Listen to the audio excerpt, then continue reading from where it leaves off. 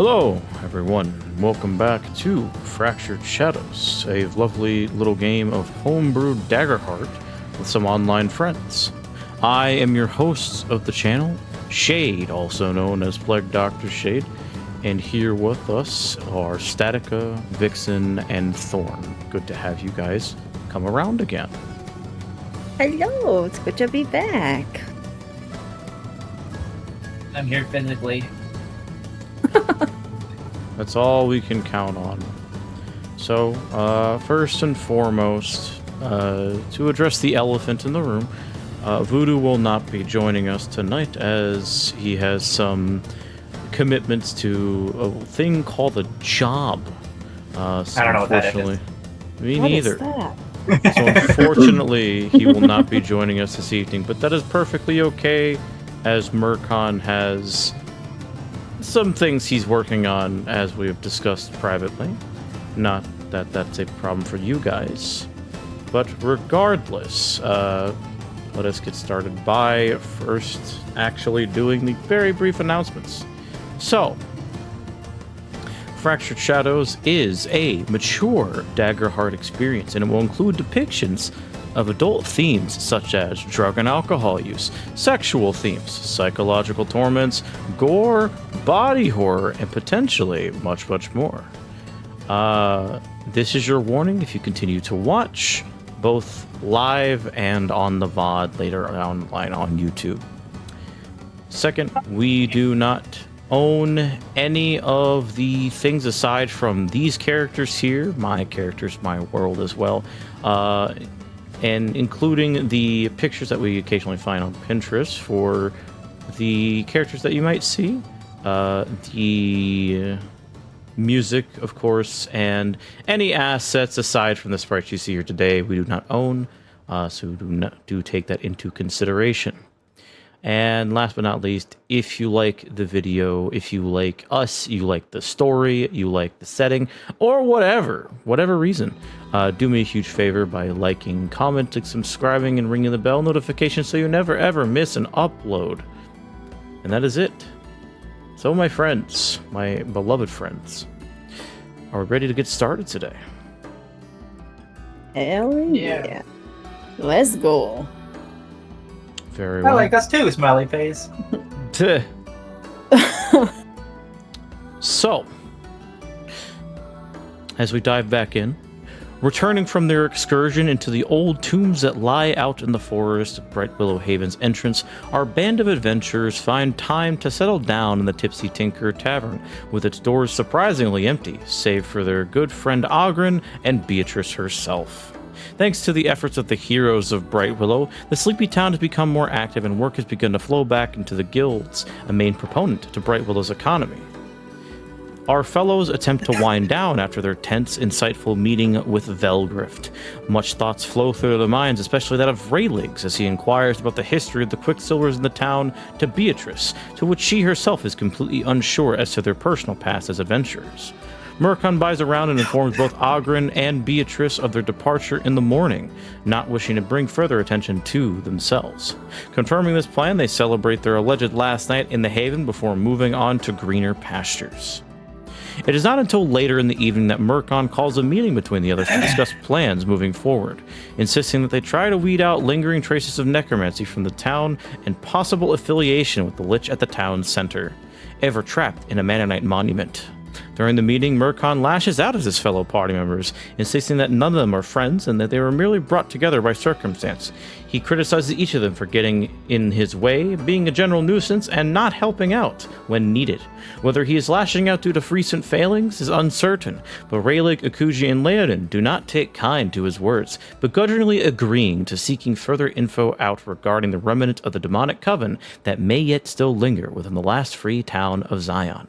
We now tune back in as the morning comes, the party prepping for their task for the day before they leave the town for good. Their experiences thus far had made them wiser, but as to what they might find, that is up for them to decide. And the floor is yours. What would you like to do?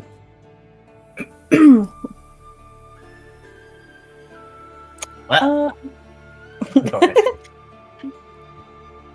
Akuji will probably go down get her normal breakfast from Beatrice, Okay. and then find a table off to the side, and then we'll wave over Raylig and Leonin whenever they do come down Yeah, to Leonin. discuss. Leonin would be all too happy to join. Yep, Raylick would come down too after trying to listen at Merkin's store and presumably not hearing anything after a while. You do not know. Come down. He gives a single look and is just like, no.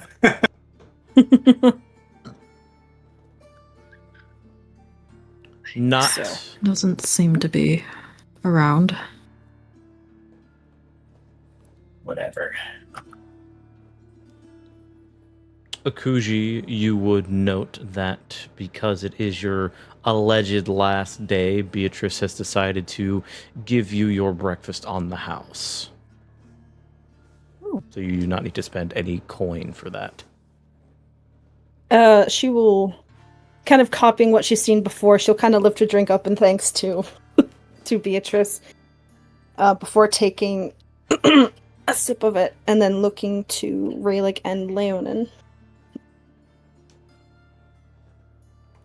So, what? I don't care what Mercon's gonna do now. Like, he can go do whatever the fuck he wants to do.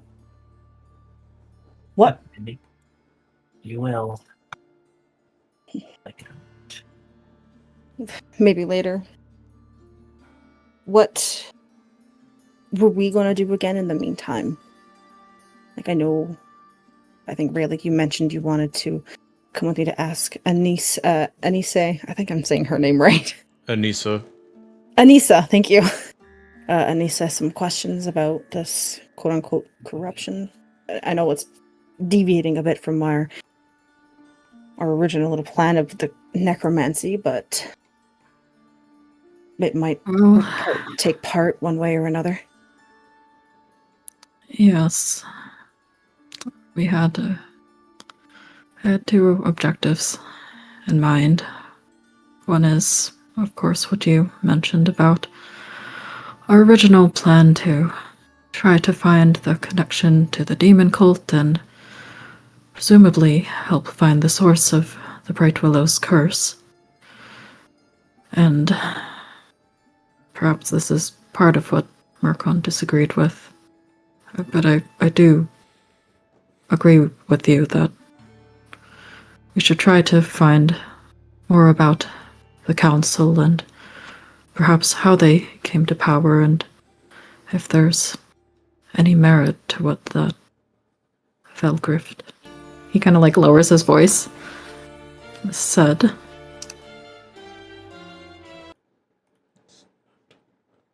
Yeah. My voice can cooperate with me. Who would possibly know some information like that would stay low and quiet and out of mind, out of sight of the council? It would have to be someone who was there before they came into power, which was... we did ask Lilith about that, so like, how many years ago was that? When the Council of Bright Willow Haven began their ruling of the town, it was roughly 10 years ago at the beginning of the era of innovation. Okay. And then the demon stuff happened like 5 years ago? Correct. Okay. That would have been about 10 years ago.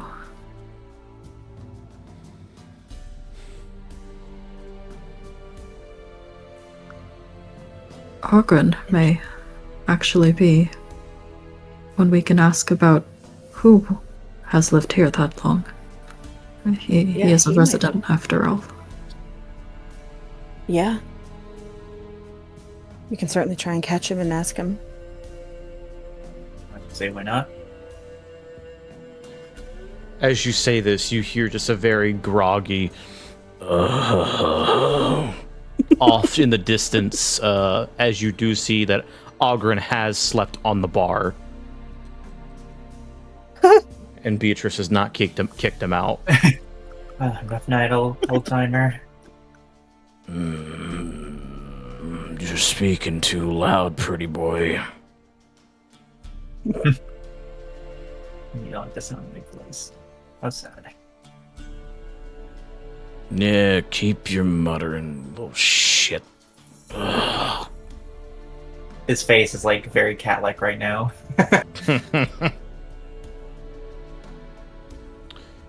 Heard my name. Maybe Yes, I'm gonna pick your brain for a few things. I would prefer if you didn't pick anything in my brain, thanks. Noted. Not what that means, though. It's an expression. Oh, the fuck. Colloquialism, right. Should we get you some water, or are you gonna be okay? It would be nice. I don't see Bo anywhere. Did you run off too? Probably just waking up, I'd imagine. He didn't realize that Beatrice is currently in the kitchen right now. As she did serve Akuji 2 seconds ago. I believe she's out and about. She literally just served us. Yeah, she was just here. Damn. I'm sure she'll be back momentarily. Right. And you see him stagger up a bit as he pushes himself off the stool, almost falls over as he holds his head. Alright. Oh. I'm fine. Raylick will slide over his glass of water. The second you slide the glass over to him, he doesn't drink it. He, like, genuinely, he splashes it on his face. Just, psh. There we go. Alright. Fuck. Okay. What in sale do you want?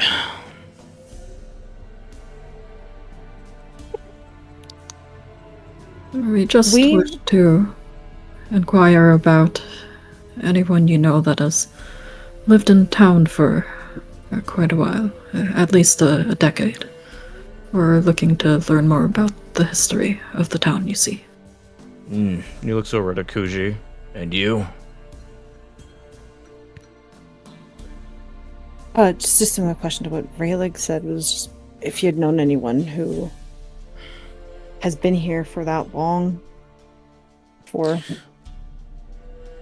Well, I mean, have you talked to Beatrice? She's been here quite a while. Not yet, no.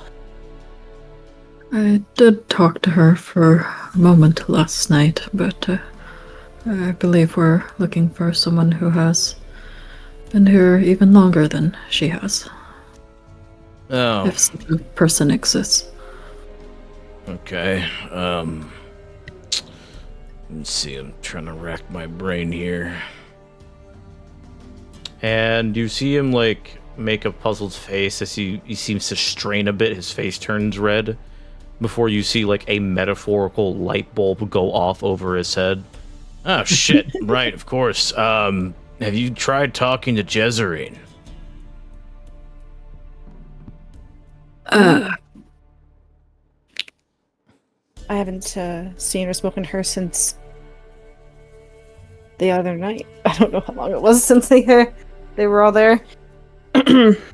Yeah, spoken to her. He looks you up and down. I know what you are. just like a She'll kind of squint, and then in more of like a playful manner, and kind of like give that look to him. Yes, we will make sure to stop by her place, and hopefully that she's there to ask her some questions.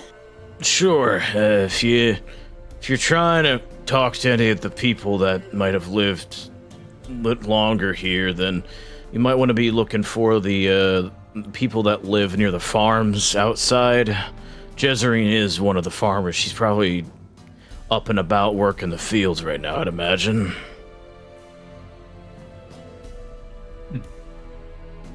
Interesting.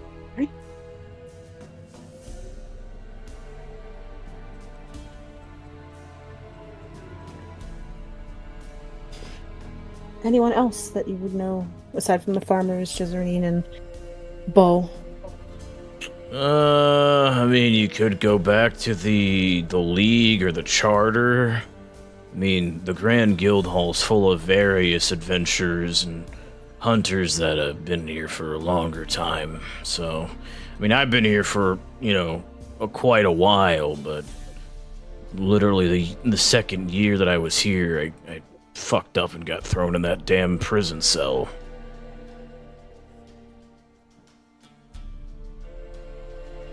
Still really not my what's end about that event. I'm not entirely sure what happened there.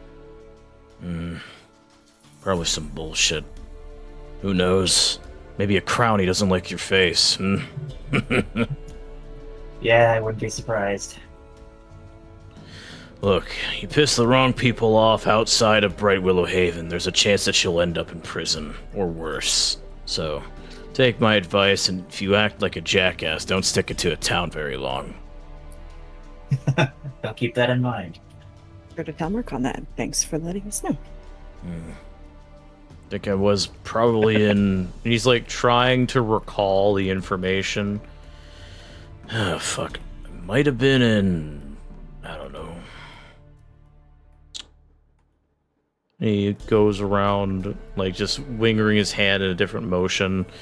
Could have been in New Lazefer, maybe Groshk. I know it wasn't in Londor when it happened. That's too fucking big. And then he snaps his finger. Right, of course, I was doing some kind of job in Javert. You familiar with the location? He looks at the three of you. Raylig, go ahead and roll a knowledge roll for me, please. And you can use your names and location thingy. Hey.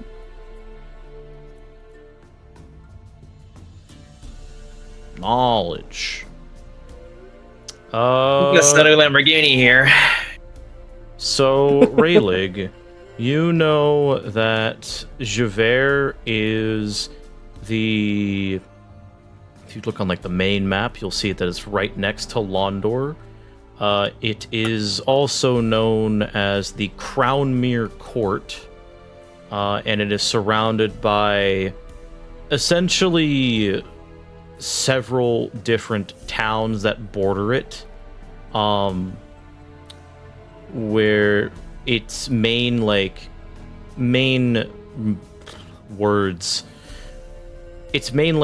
focal point is the famous Tower Lake, where there are several towers that surround the lake just north of Londor. And outside outside of Londor, it is probably one of the biggest cities in Zion, as it is an actual city. Those that cannot afford Londor, that like to be rich, would probably most likely live in Javert.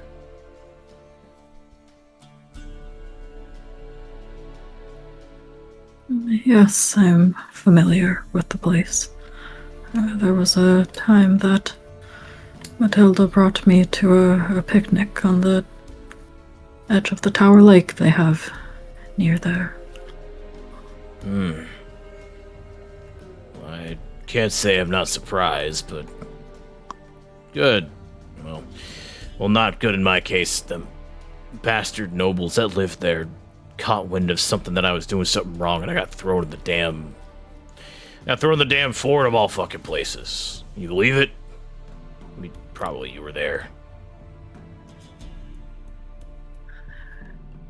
I was. But what's still a bit hard to believe, given how far it is from both Londor and Javert. Well, anyway, in terms of people in the town, I mean, you could probably just ask just about any other resident. Aside from myself, not going to be much help there. If you're really looking for oldies, stick to the farmland, but if you're unsure, just go ask someone in the guild hall. I have no doubt you'll find someone. All right. That definitely sets our path straight then. Good. Happy to help. Welcome back. So I had my headphones on. Couldn't help but hear, and I'm Javert! I'm going to kill you. Go for bread! Die! Alright. I stole a loaf of bread! I'm banning you from the chat. Please. Bet. So I Alright. guess. Yep. So what do you guys want to do first? Do you want to go to the guild house first, or do you want to go speak with Jezreen first? Good question. Given that Jezreen has a fondness for you, I believe that would be a wise path. Though I would ask that you take the lead in such a discourse. I will stand near the back. I'm not sure if she has forgiven me for the previous incident. When you say that, Raylig, you hear Ogren snort as he points at you and snaps his finger. That actually reminds me. Did you ever actually pick up that thing you were going to give her, by the way? Paid the shopkeeper a good amount to have her deliver it herself. Okay. No wonder you lost all your damn gold. He just... his ears droop again, remembering it. Oh. Usual pat Raylig's shoulder. Yeah, Kind of even like, it's okay, buddy. yeah, Leo just gives kind of like a little it's nothing to be done about it. That shopkeeper has quite the business acumen. One with an ironclad grip. Oh yeah, He kind of like she's a feisty shivers, one. remembering. She's a feisty one. I'd recall. Tried to get some clothes from her, and she was pretty meticulous. Good thing I actually knew her from previously. She gave me a discount on things. As long as you're nice to her and, well, not an idiot most of the time. And he, takes a spare glass of water on the table, not knowing whose it is, and just drinks it. Then you'll probably be on her good side. But if you fuck with their best client, she'll rightfully be pissed about it, I'd imagine. Thought you knew that already, really. You know, you being here before. I had not met this shopkeeper before, no.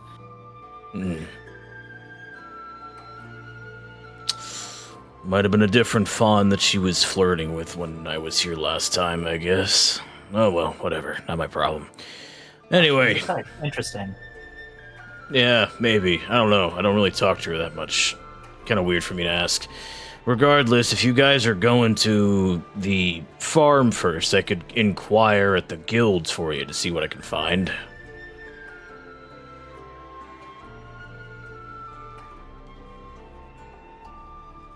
That would be most appreciated. You are more of a familiar face around the guild. We're just interested in learning about the history of the town over 10 years ago. What it was like prior to the council arriving, and how they came to power to begin with. I've heard of a mayor, but not much about what happened to him and what caused the Quicksilvers to come to power.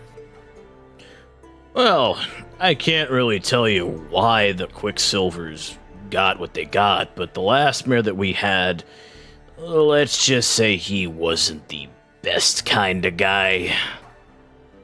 It wasn't really like a major landslide as to why Antoine became the mayor like a year later. Something, corruption, blah, blah, blah, this and that. You know, the typical fucking story you hear.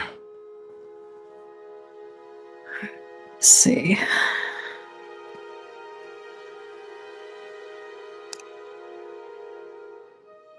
Yeah. Do you Anyway. think there's any corruption in place, Ogren? Now? I don't know, hard to say. I don't really... It looks like that there may be something suspicious going on, but I haven't been here long enough to really make a proper observation of it. Plus, I've been drinking my ass off like the last week we've been here, so I'm just happy to be back home. Okay. All right, then I guess we have our plan then. She'll look to Raylig and Leonin with a nod. No deal. All right. So, as you leave with Ogren, he walks in the direction of the Grand Guild Hall, which you already know the pathway by now. And as you leave, he points in the direction of where the outskirts of the town is, where you do see a wide range of farms and homesteads that have fields of various different types of agriculture, be it grain, fruits, and vegetables of all kinds. And he guides you all the way to the point where you see a medium-sized house, not too big, not too small, that has a humble pumpkin patch and watermelon patch, along with a couple of various vegetables ranging from lettuce, tomato, and a couple of corn stalks, as if this is more of a personal, private property type of home for these specific entities, while the patches for watermelon and pumpkins are very much for trade. So you would see them growing, and then you would see a very familiar dark-skinned woman wearing mostly white clothing, instead of sporting a hat, wearing a bandana, with her black hair tied back into a bun, and wearing equivalent of work clothes. All right, there she is. This is her place. Be respectful, and you know the deal. And Ogren proceeds to walk back off in the direction of the Grand Guild Hall, leaving you three to interact with Jezreen. Give them a little wave as he passes. Akuji will kind of just stare at Jezreen for a bit. Like, she'll do like a little happy ear wiggle. Mm-hmm. Oh, Like, her piercings will kind of rattle. Her tail do a little wag. She's clearly very happy to see her again. I wonder why. I wonder why. And as you see her moving a trowel in place that seems to be filled with various seeds to what looks like a coop behind the house, she stops and spots the three of you, immediately eyeing Akuji, and gives a big smile and a wave. Oh, howdy there. It's good to see y'all. Even you, Raylig. Thank you for the extra shawl. I'll be sure to wear it the next time I go out. She does not seem to mind your presence, Raylig. Hello, Jezreen. Glad to hear that. Sorry, go ahead. You received it. That was it. I did. I was surprised that she came and gave me it herself. Heard you paid quite a handsome fee for just that alone. Old delivery fee. Don't usually do this around these parts, but I appreciate it regardless. And she approaches, putting the wheelbarrow down as she opens the gates as lining her property open to you. And she motions you to come in. Come on, don't be shy. Thank you. Akuji will nod, and she'll be quick to go in with a little hop to her step. And she will smile again at Jezreen. It's nice to see you again after some time has passed. We had some questions for you, if you don't mind.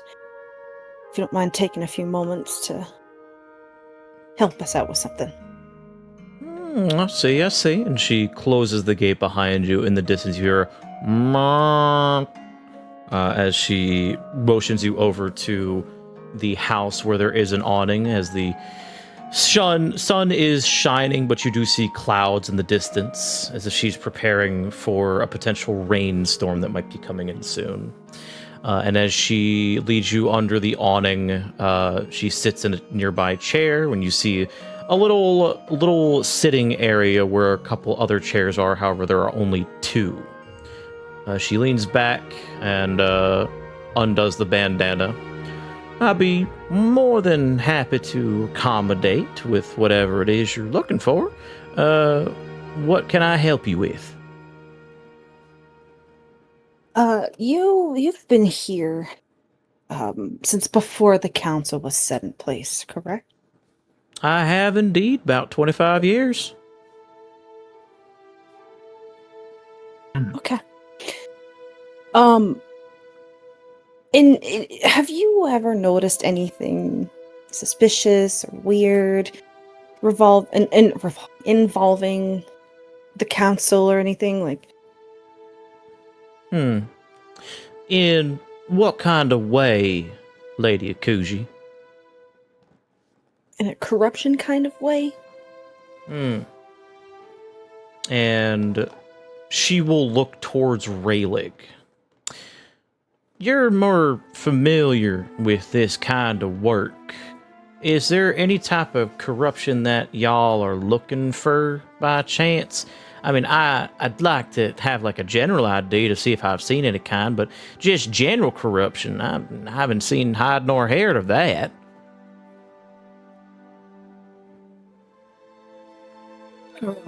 That is similar to the type of corruption we're looking for. Perhaps something related to keeping any incidents hushed, or anything related to when they came to power.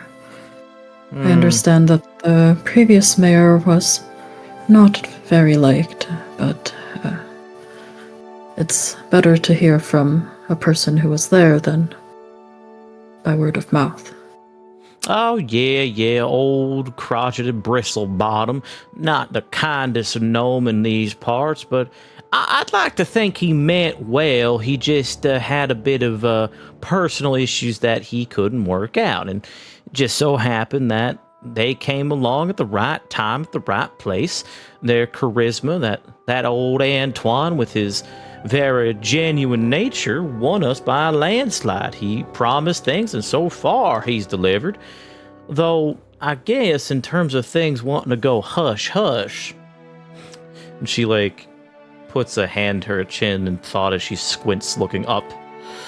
Well, I mean, people are more than willing to talk about it, but the council don't really like to talk about the coven that was around nearby. You know, she motions to Akuji. Same one I was about to get sacrificed to, mind you, before Windblade swept in and helped me along with that lovely rose dove.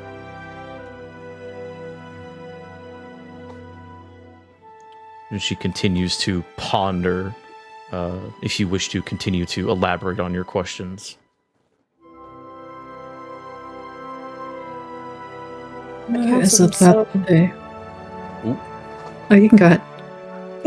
Sorry. You said the council themselves doesn't like talking about the covens. Like, if it was, I understand it's quite a sensitive topic, given, especially in your case, that you were almost sacrificed to it. I thought they'd be more keen on saying as much as they could if they were of a threat to come back.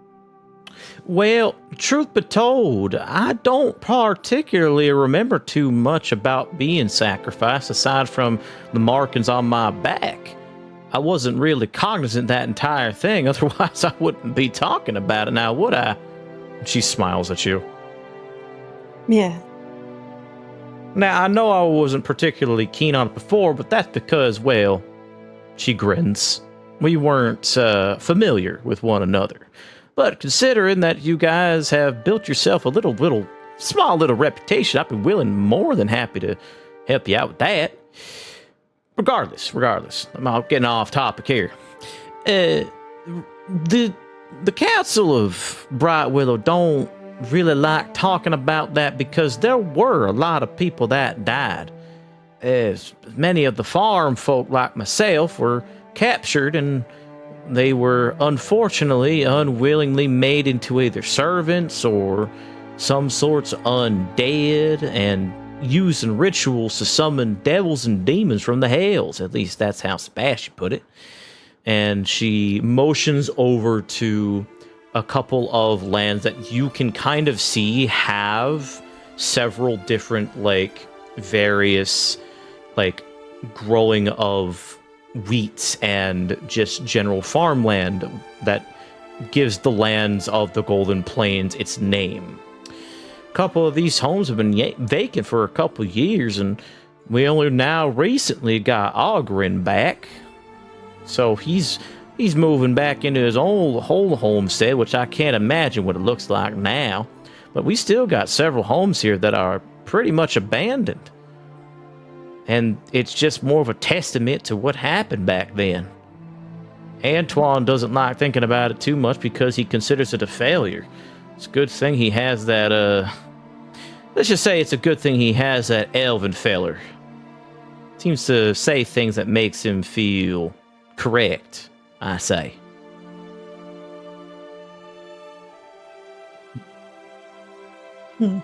Yes, I think I know who that elven man you're referring to. I don't quite remember his name. Lilandros. Yeah, that's his name. I remember now. Yeah, Lilandros, he knew a thing or two to keep Antoine's mind occupied. And I'd say that she furrows her brow in thought. Now that I think about it, he didn't actually properly appear until shortly after the demonic coven was dealt with.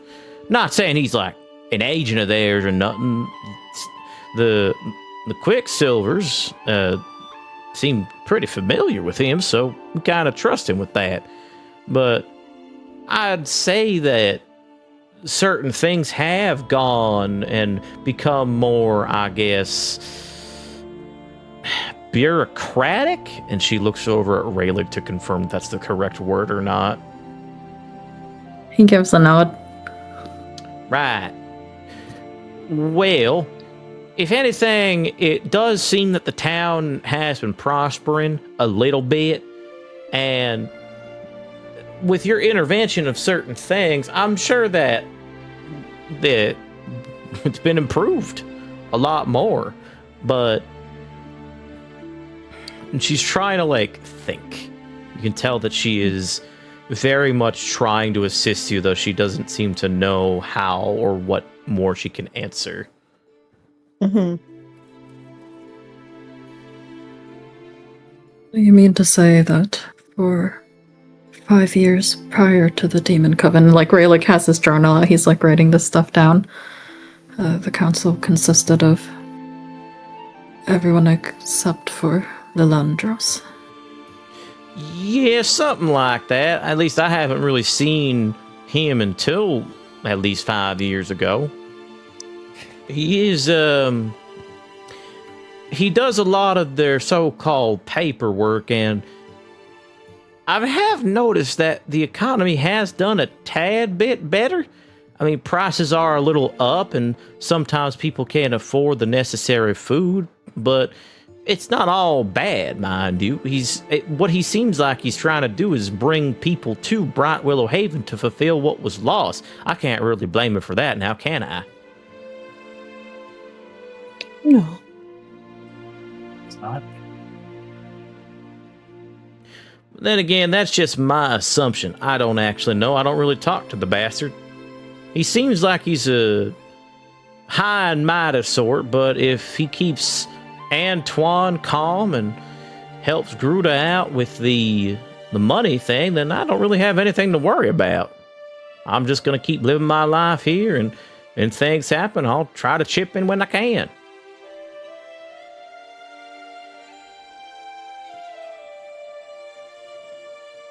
Indeed. And then, like, oh, okay, see, I'm, like, trying to remember, because, like, when we first arrived, Josrain was introduced as, like, I thought there was, like, something about, like, oh, she saw some stuff in the woods. She That was did, like- yes. She did. Okay, cool.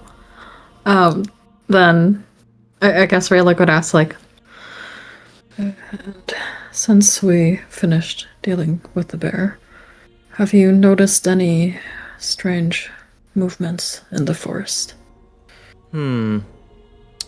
Well, considering I do live right next to him, and she does point, you can see the outskirts of the woods, where you do see that line that was brought up from the Adventurers League is now gone. That little fence that they put up with all the postings, and you see the postings have slowly begun to disappear, though there still are some that are up to not enter. I do occasionally hear things from inside. It's a little spooky, but they don't seem to come near my homestead, and I'll tell you what, if they do, they're gonna get a right kick in the face to boot. I ain't no one to mess with. Well, when you don't get the drop on me anyway. She rubs the back of her head awkwardly. What kind of sounds are you hearing? Hard to say, really. If I had to take a guess, I mean, actually, hold on a second. And she goes into the house. You hear the ruffling of something behind. Where is it? God damn it! There it is! And she comes back out with what seems to be a piece of wood that has several divots in it and a metal pan. And as she takes a stick that's nearby, she raises her hand. It kind of sounds like this.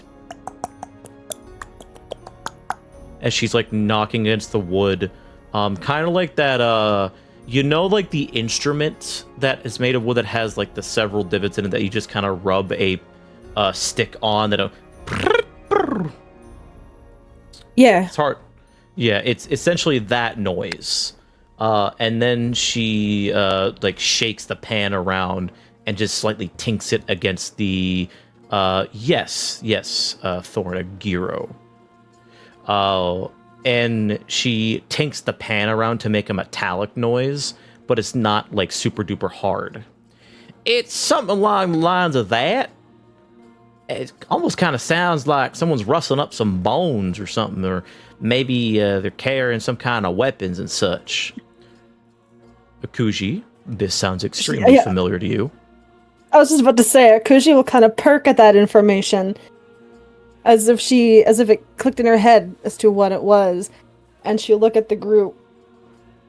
I think I know exactly what she's talking about. It was what Marqui and I found in the woods when we both went in there. What did you find by chance? 3 skeletons in armor with weapons. Like dead soldiers or what? It seemed like it. I couldn't take mental note of any sigil or emblem on their armor, but they were very much dead and alive at the same time. She stares at you for a little bit in an awkward silence, and she tilts her head. You mean, like, undead? Akuji will nod. Yes. They didn't chase Marcon and I when we fled. And with everything else that we've been dealing with, we never had the chance to go back, but I think now seems more a time than ever to go back and at least deal with that before we leave. Well, She'll look over back to the others. if you're telling me there's undead in the woods and no one knows about it yet, I could go to the guild hall and offer a job to the Hunters Charter to hopefully clear them out, and you guys could take it. I could even give you guys as y'all like a little bit of a reference to say, hey, they found this, maybe they can go deal with it. And that way you could still get your money paid, money's worth on that kind of thing. That would kind of explain why I'm also hearing a little bit of gurgling and moaning. Though I don't know if that's just a dead animal or someone drunk off their ass or, at this rate, probably a ghost. Wouldn't surprise me. These woods are technically haunted, but no one really tells you that story. Gurgling and moaning is new to me, but we'll take another look around in the woods. Yeah, if you wanted to tell the charter. Or the leagues or whoever. This could fall under our purview as I'll kind of like adjust his chest armor. The heroes of Bright Willow Haven. She We were looking to investigate anyway. She gives you a very coy grin. I see you're coming into the title quite fondly, then. Welcome back, Siren. Yeah. Welcome back. I keep going back and forth. You're fine, man. Don't worry about it. We're gonna be here. Not here today, so It's all good. Just trying to do my best to live up to such a title. Well, considering you did a deed that was unasked of you for me, out of penance, I suppose, or whatever reason you have, Mr. Keefe, I'd say that you are living up to that title mighty well.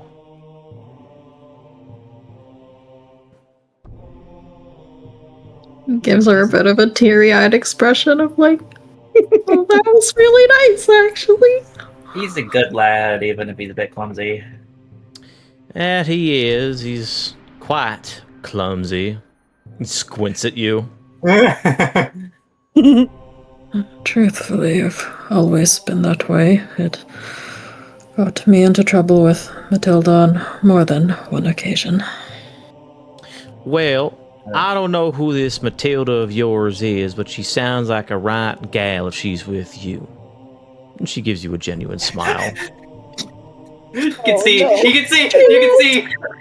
see fucking Leo in the background just going like, no. like the fingers across like the neck, like, no. And she doesn't spot it as I spend a fear, as she looks at him railing. How long have y'all been together? I'm quite curious. I'm kind of surprised I haven't seen her here yet. He gets a little like, just shake her head. just like a face palm, just like Because we're no longer together. But you're correct, she was the best gal Oh, here we go. Oh, Oh no. she Before that, frowns. we were together for, and he kind of like goes into his little tirade. And she slowly looks at Akuji with a very help me look. Oh no.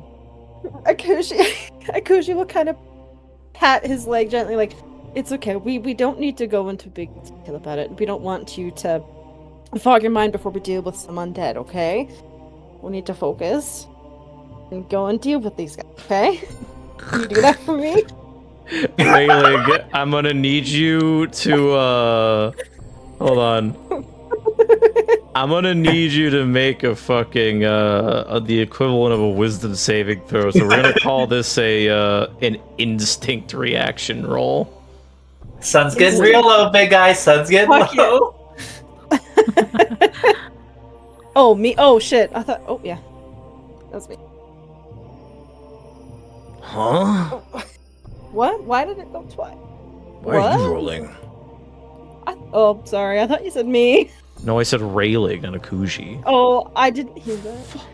Yeah, suddenly Akuji, you start bursting down into tears at the presence of your non-existent wife. No. Raylig, somehow through your sadness, you were able to hear Akuji's words, and you were able to recover before your depression gets worse.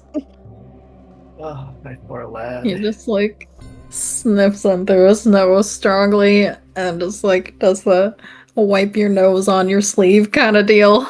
Aw. Gives Akuchi a nod. At least it wasn't my handkerchief this time. At least it wasn't my shawl. Perfect. Great. Now... Okay. If there is nothing else, then, to further try and cheer up Ray, like before this, she will, kind of elbow him gently. Our hero of, Greater Haven and us will go head out to the undead, and if you wouldn't mind going to the charter, the hall, or the league, to let them know that we're doing that. Yeah, sure, by all means, I'll go. I'm not really doing much right now aside from prepping for the day, but yeah, no, I can do that, no problem. Oh, and a little birdie did tell me that y'all are gonna be heading off sooner or later.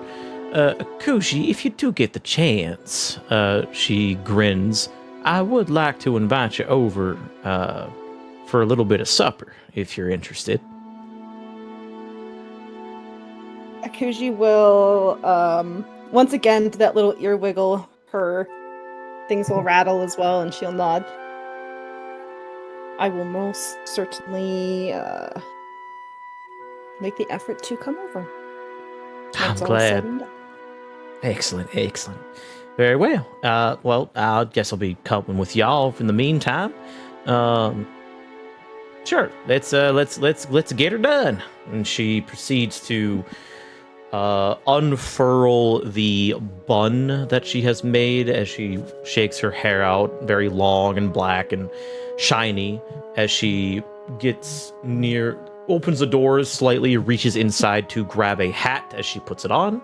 Her signature flat-brimmed white hat, sun hat, if you will, as she proceeds to go and follow you guys to at least to the outskirts, where you would divulge from the forest and then the guild hall proper. And she heads in the direction of the guild hall, gives you a wave, and leaves you to your own devices. Akuji will lead the way to hopefully remember where the undead were. Okay. So you all are going to go and deal with the lingering skeletons that you left alive. Yes. All right. Let me go get that for you. Yay!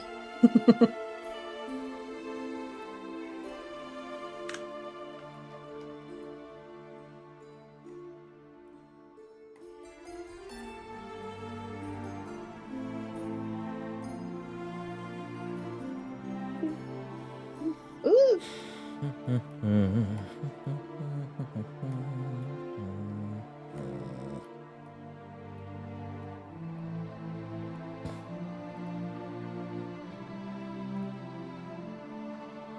Just making sure that this is correct.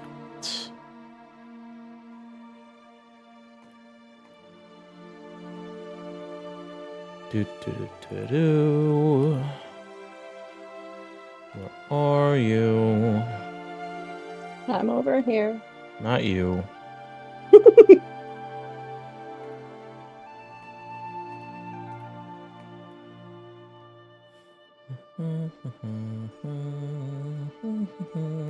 There it is. All right. So it is still pretty early in the morning. About an hour or so has passed as you all begin to make your way towards the edge of the Bright Willow Forest once more. I'll move you all to the battle map. Ooh. Okay. And as you make your way following the scent from where you previously were days before Akuji, this would be pretty easy for you as you have a keen sense to your nose. And you quickly find yourself back to where there were previous ongoings with a particular bear and a large tree. You notice that the daylight is shining through.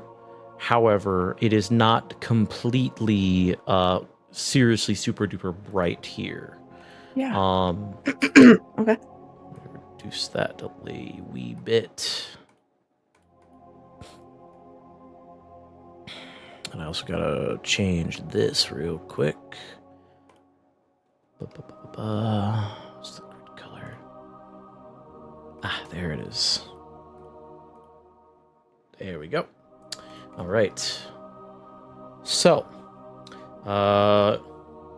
as you begin to go into the deeper part of the forest, realizing the spot, you do feel a drop of rain as it pelts you on your snout, and you begin to feel the downpour of what appears to be a simple rain. Nothing too terrible, but it does begin to simmer down, or not simmer down, wrong word. It does begin to get a little heavier. If I can find it. I'm just going to use this one.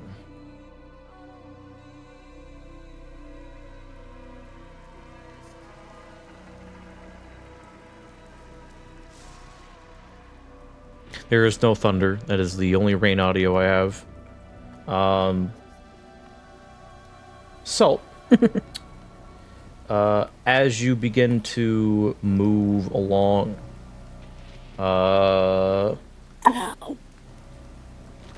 check here.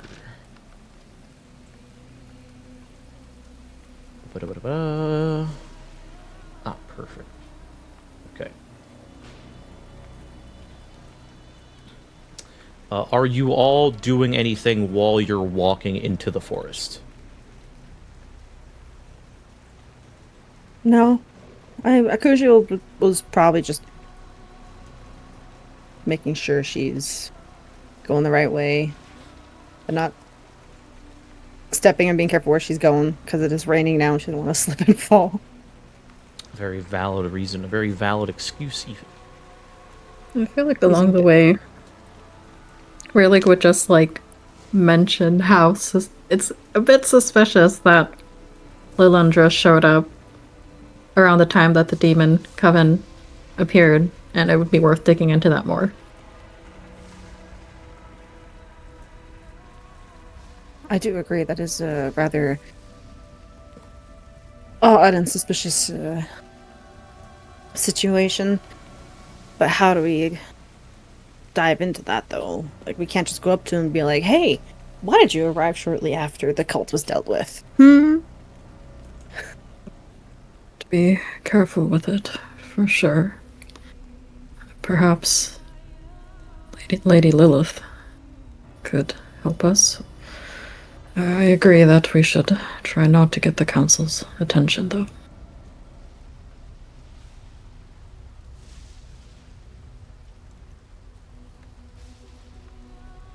Yeah, we'll have to, like you said, have to be very careful with how we do it. And I don't know how we'll do it, but I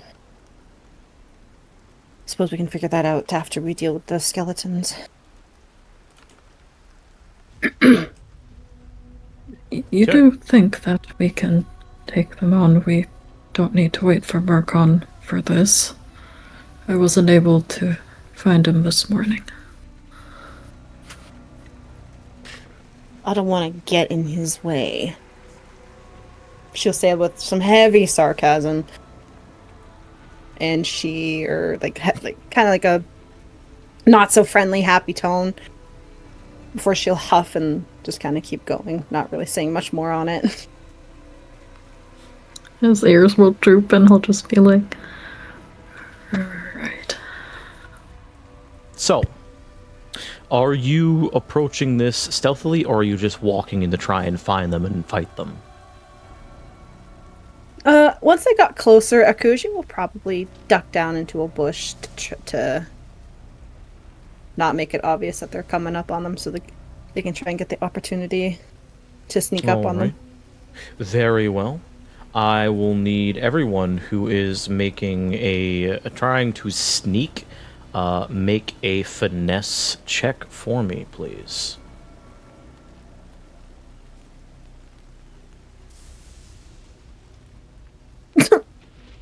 That is a crit, does not matter. Okay. You disappear into the underbrush. Hooray! I guess while they're in response to Akuji, can he rally them, by the way? Probably just something along the lines of, like, well, we're 3 out of 4 of our group. Perhaps that should be enough. That is most of the heroes of Bright Willow. He's like saying it like he's trying to convince himself too. Okay. So go ahead and click rally. Yes, let me find it. All right.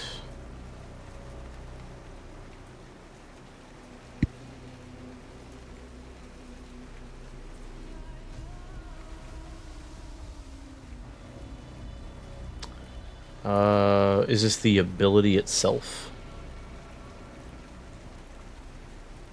Did not say in the Yes. description. Okay. Very cool, Daggerheart. Thank you very much. There we go. Alright. Oh wow, that was so not helpful. Once per session, describe how you rally, what you do. At level 1, you rally die as a d6. PC. Okay, so it only increases at level 5. Okay, so everyone gets an additional d6 to whatever roll they make this session. So all of you are rallied, including Angel. Leonin, you have no problem as you follow Akuji as she disappears into the underbrush. I didn't make you invisible, my bad. You are, as far as you can tell, hidden. And Raylig, as you try to rally your allies, you quickly follow suit into the underbrush nearby, thinking that you're relatively hidden, until you hear the of a couple of metallic footprints, as there is the rattling of bones as you come across a small squad of what seem to be very old and decrepit looking skeletons in rusted armor holding rusted weapons looking around. And much to your surprise, Akuji, which you did not hear last time, You see the larger one at the center holding a large great sword turn to the others.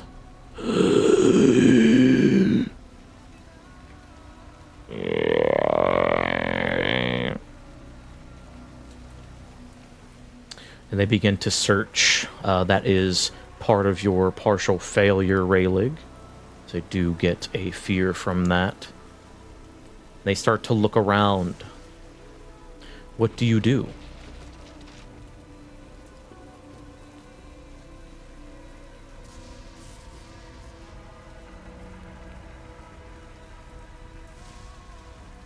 I feel like hearing the sound Rayleigh would turn to Akuchi and whisper, "That's the sound." Yes, that's the sound. Oops. There was a way to see if they're very close. Yeah, I was saying, okay, so it goes, is melee is closer than very close, right? Melee is 5 feet, yes. Okay. Very close is approximately 10 to 15 feet, and I think it was close, very close. Yeah, very close is like 10, 15 feet, and very close is like 20. I believe we discussed that in the rules that I set, which should still be in the rules of Daggerheart. Yeah, I'll have to go back in there after. I guess while trying to remain hidden, she's going to try and keep them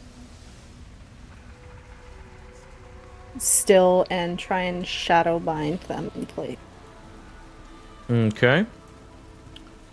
You are attempting to shadow bind the skeletons once again. Yes. Alright. So go ahead and make a spell casting roll against all of the ones that you can see. Which are these and that's three just in a front of normal you. Yep, cast, you just right? cast it. Okay. I won't use my runic enhancement because she's rather calm, right? So Very well. probably should have. I don't know. Alright. So, with this fear roll, you would be able to bind these two normal skeletons. However, seeing what seems to be the familiar magic... Oop, didn't mean to make them invisible. What seems to be the familiar magic from before that this one seems to recognize, he immediately steps out of the way and readies his sword, looking around. He has not spotted you yet, but he is now further on alert, knowing that someone is here.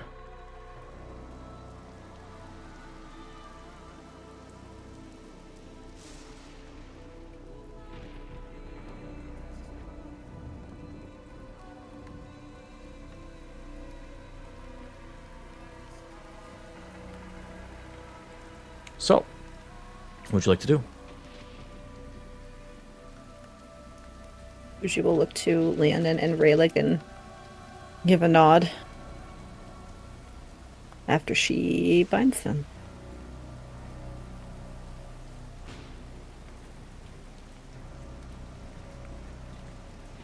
He'll shakily hold out his rapier and look at the others and be like, "On the 3?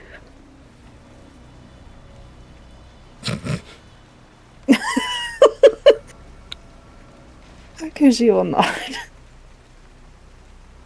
Matilda normally did this part. I usually stood in the back more, and then she would be the one who would go. Leo would sign for Angel to get ready for like a sneak attack. Angel gets ready to pounce. He would ready his whip for the one on the other side. Okay. Alright. Akushi will count 1, 2, 3. Let's go! Oh.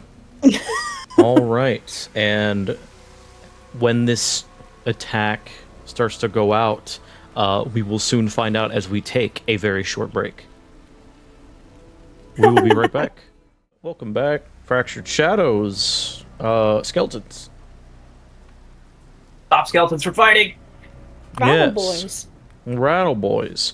So, if you so wish, because you are all attacking at the same time, there is a move in Daggerheart called a tag team move that is triggered by one character per session, where you have to spend 3 hope.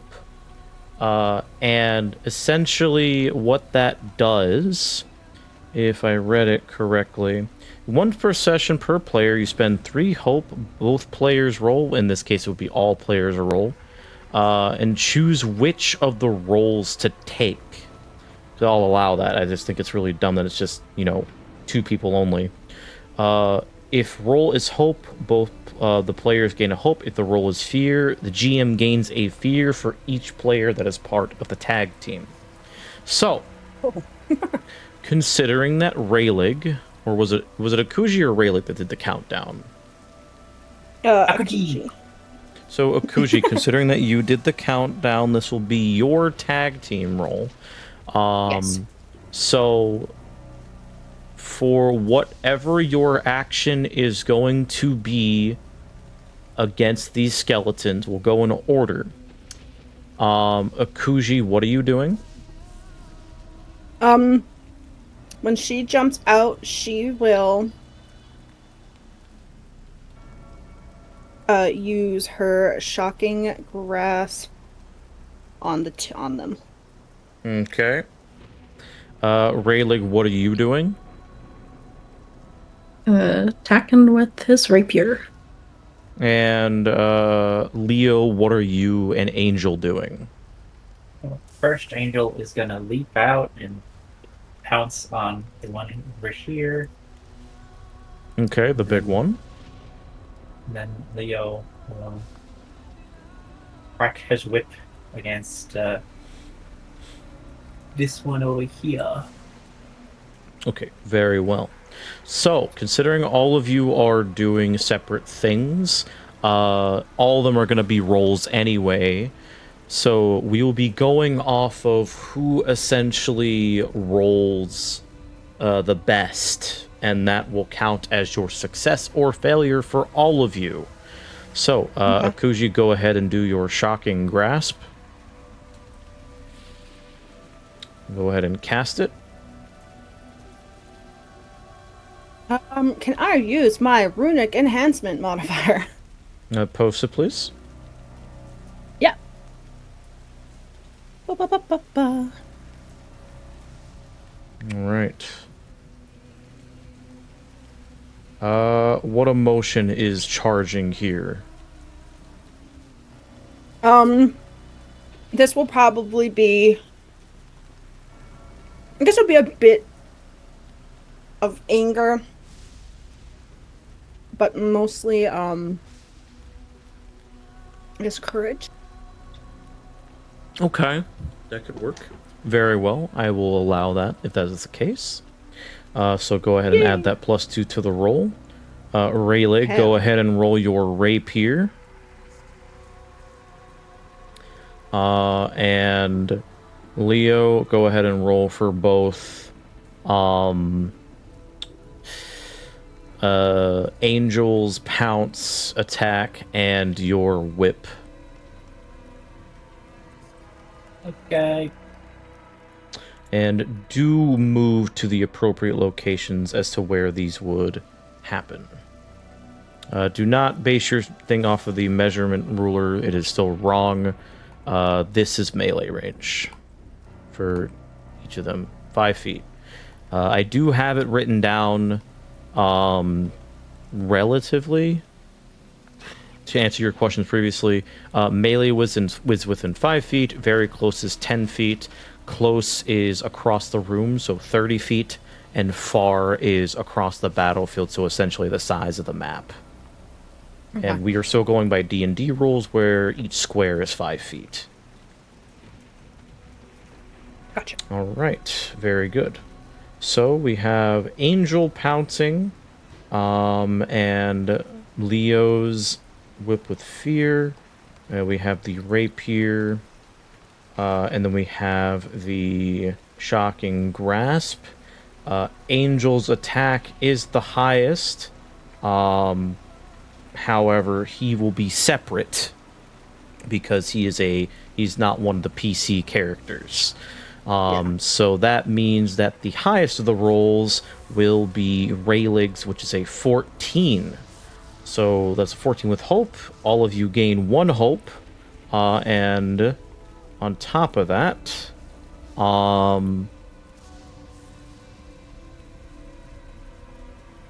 me see.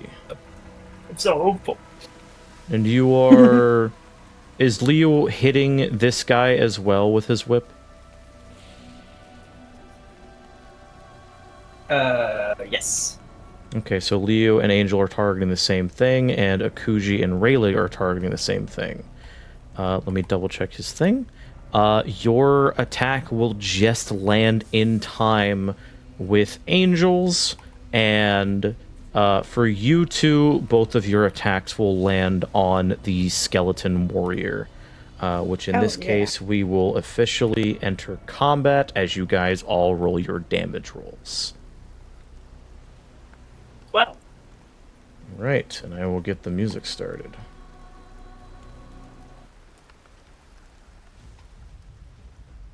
Where is it?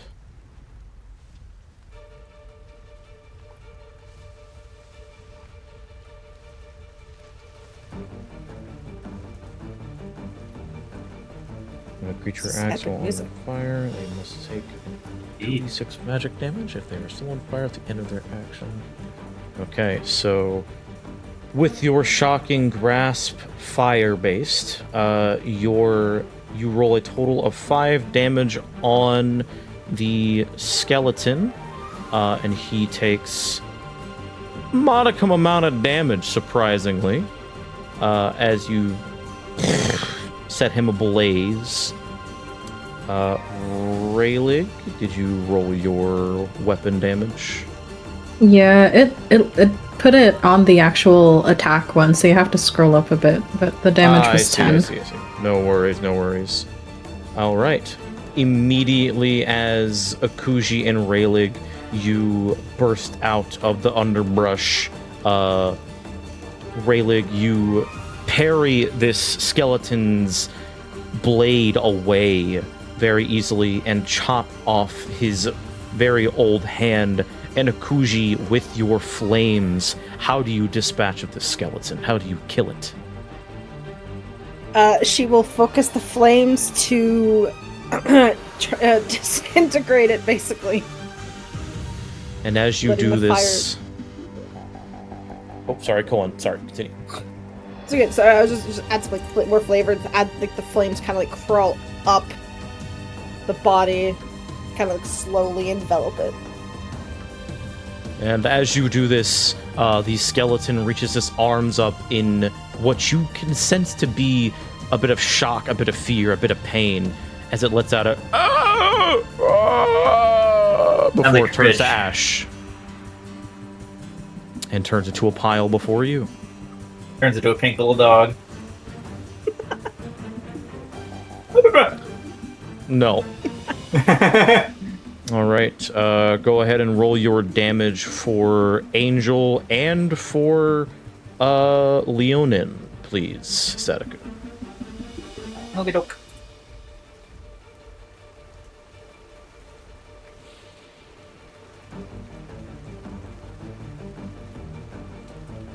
Okay, that's 8 damage from Leonin and 9 damage from Angel, resulting in a total of 17.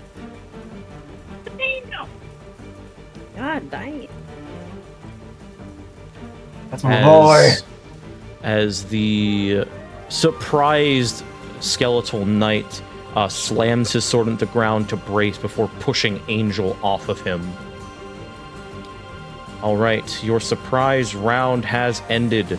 I'm going to spend a fear to activate the enemies that you have not seen yet, as the skeleton knight lets out a as the bones rattle in this unnatural, supernatural scream. As before you hear the rattling of as more bones begin to appear from the trees, and you hear the pulling of bowstrings. Let's adjust the camera. All right. Oh my god, a skeleton horse! No, I'm kidding. Not again. All right. And on this very same turn, the two archers that appear from the baseline of the tree take aim at the closest opponents, which would be Raylig and Akuji.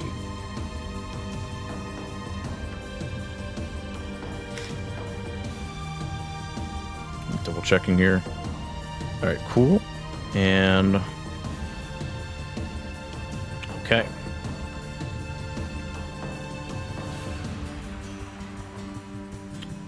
Does a 16 hit you, Raylig? Yes.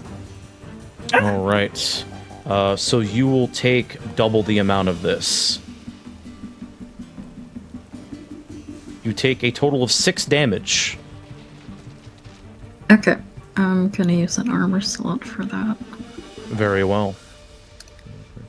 Very close range of a creature. All right. And the next one strikes out, letting his bow, firing it at Akuji. Well, that was almost a fucking crit. I was gonna be so sad if it was. Does a 4 hit you, Akuji? No, it does not. All right, the arrow flips at you, right past you and Leonin's head, as you use another fear to activate this skeleton so he can get into closer range. Oh. As he makes a melee attack against you, Akuji.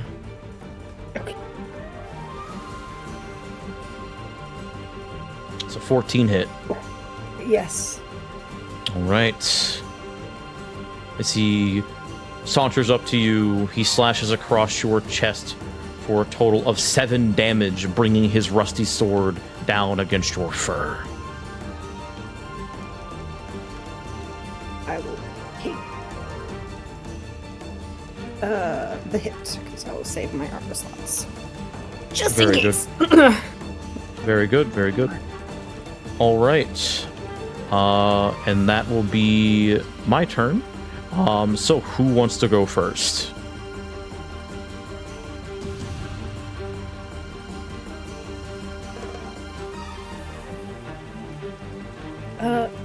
If no one else will, I guess Akuji will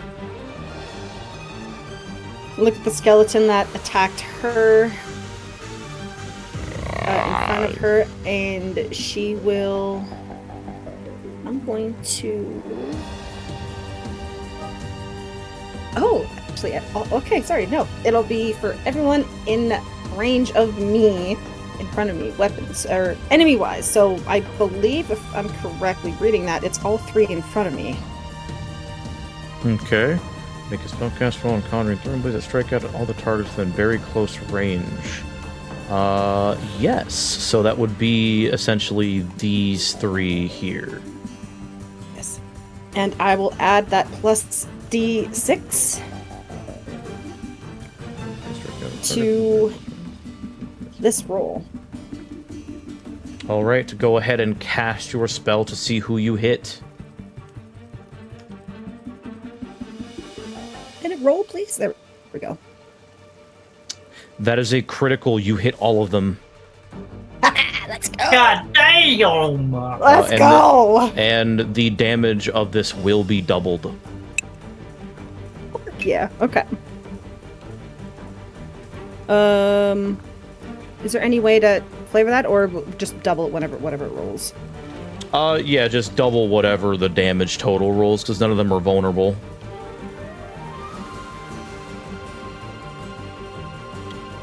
It did it automatically, I see. Very good. Okay.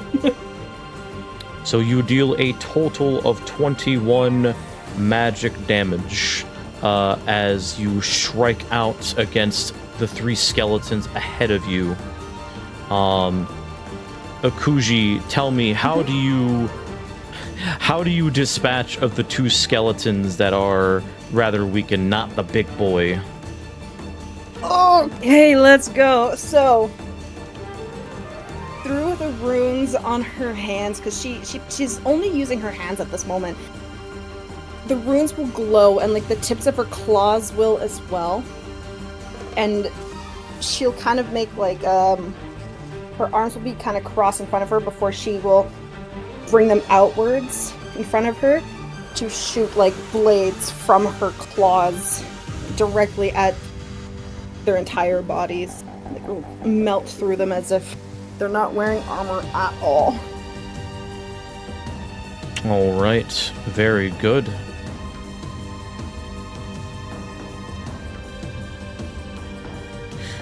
You would see that as you slice and dice up these skeletal creatures, that the 2 before you that were nearby and the one that particularly you shadow melded into the ground disintegrate before your eyes into tiny bits of chunks of bone and dust as the blades retract. The large one still seems to be standing with a couple of those very same blades sticking out of his rusty armor. Is that all you would like to do? And then she will take the opportunity, now that her path is mostly clear, to... Is this blocked right here? Is this like a tree, or is this just...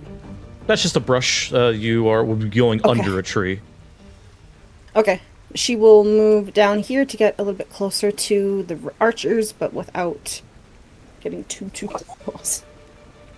And that Of course. will be all. Very well. Who would like to go next? Could I go next, please? Oh, yes. Or you can go. Sure. Whoever wishes. You can use the icon to raise your hand. Give That was the actually an spotlight. accident. I did not mean to move that. Okay. Raylig, you may go ahead. Yeah, so I think getting hit by the archer activated some sort of trauma-based, or archer-based trauma that Raylig has from his adventuring days, because they would definitely target the squishy-looking dude over his wife. So can he, like, see the archers appear, and then just let out a cry, like, ah, and then fire a fireball at this one? You certainly can do that. Go ahead and post Fireball, or the book that it comes from. Let's see. Oh, let me put it in the chat first, because that's having me roll. There we go. Alright. Alright, now select Fireball, make a spellcast roll against a target. On a success, you hurl a spear of fire towards them, explodes an impact the target and all creatures within very close range of them must make a reaction roll. Yes. It is currently 13 based on your stats, so... Alright, so the spell does go off. And it does hit them. I think it would just hit this one, because it's very close. It's like 10 feet, right? Let me double check that real quick. Yes, I will... You would basically set the tree on fire. So in a very It looks small pretty 5 dead foot anyway. radius. Fair. T. Very close range.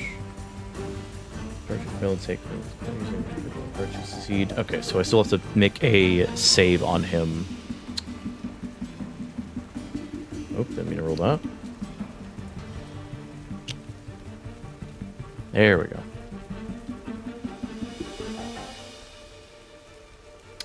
He rolled a 17, so he did succeed, so he'll be taking half. Okay.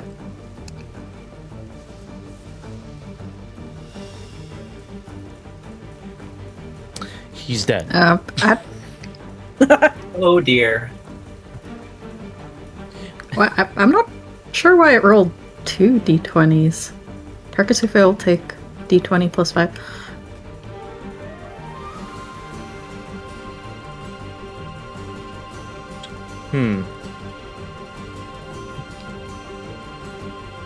Good question. I'm not sure why myself.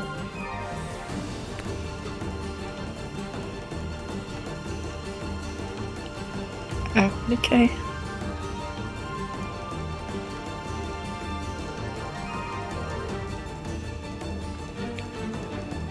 Okay.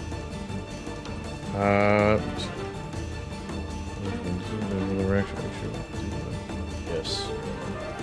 Yeah, no, he's dead. Doesn't matter. Regardless. So how would the fireball dispatch and kill this pathetic skeleton archer? So it's literally just like hellfire and brimstone kind of deal. Like it's just like it's very strong and just burns it to ash. All right. And as you do that, with the entire area is lit up as the tree starts burning and is set ablaze as he vanishes. Is that your turn? Yep. All right, very well. Leonin, as it gets to your turn, with Raylig's explosion, you start to hear a rumble in the very earth that you are around. And in the distance nearby, you can hear and see that beneath the fiery remains of this tree that is slowly burning, as the soil itself is starting to come undone, you start to see more creatures pop up and spring from the ground in rage as you see more of these skeletal archers pop up from the ground. You see another one of these large knights spring up from the ground from the trees. So just copied that, so give me a second. And you see from behind you in this direction, several more skeletons start to pop up from the ground as well.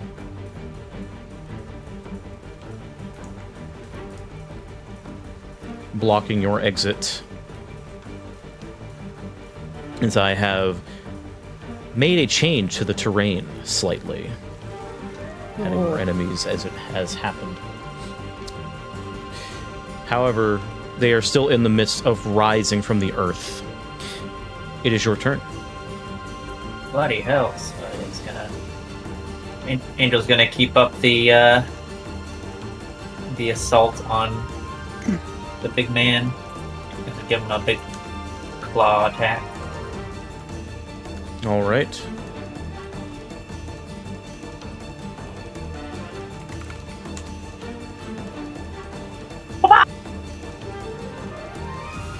That does hit, so Angel can go ahead and roll their damage. That fabulous. Damn! Maximum damage. And as Angel brings their claws down onto the big skeleton, how do they try to destroy it? It's gonna rear up on its hind legs,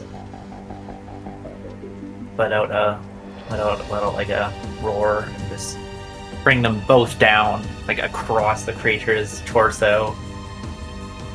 All right. So as it goes down, it is going to try and make one final swing to bring down Angel with him.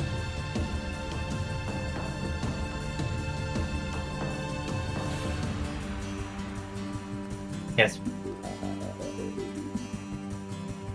As a 19. Yeah. That would hit. All right. That is a... Coming with his greatsword, that'll be an additional 1d10. It's music. Yep.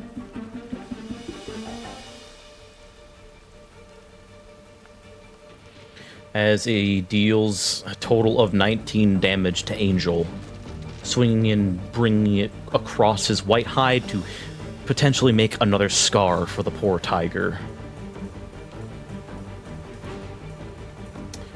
I will say for this that this will equate to 2 stress Okey-dokies.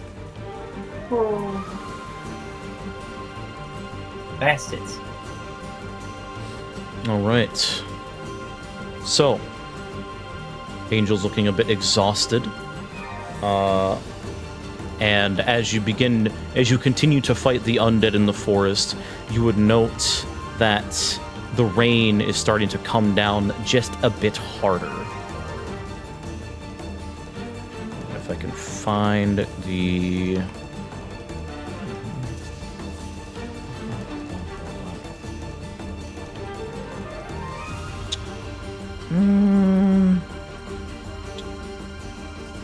Seeing if I could do some ambience, but it's not that big of a deal. You would notice that the rain is coming down harder and darkening the skies a bit more. However, there's still no lightning. It is not a storm, it's just a downpour.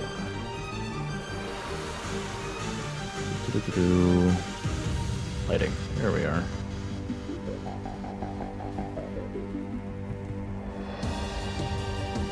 All right. So, top of the round, I will be taking over the spotlight to spotlight the ones that have risen from the ground.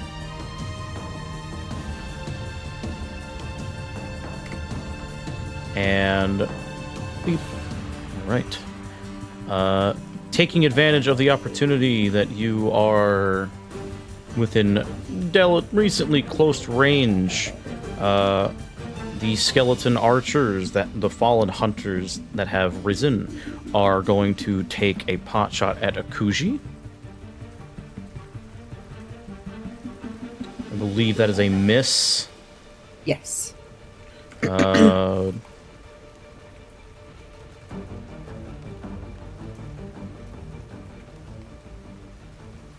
As a hit. Yes. And to add to that, this will be dealing double damage. There is no magic, is there? It is 8, so a total of 16 damage done to you, Akuji. As an arrow hits you in the side. I will use an armor slot for that. Very well. And the final hunter is going to take aim at the cat. Can I try to get in the way of that? Sure. If you want to spend a hope to try and block it for Angel, you will need to make a... I'll say a agility check. Unless there is a special thing you can do. Then I'll just do the check. All right. If the check succeeds, you will use up a hope.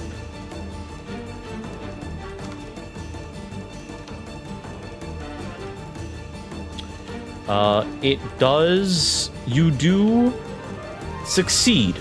However, instead of marking a hope, you will instead mark a stress as you burst in front of Angel and also take the following damage if it hits. No, it does not. So it zooms past, but regardless, in fear for your tiger's life, you do pop in front of them, and you take the following stress as the arrow passes by you. Whack. I forgot to add these guys in combat. Whoopsie.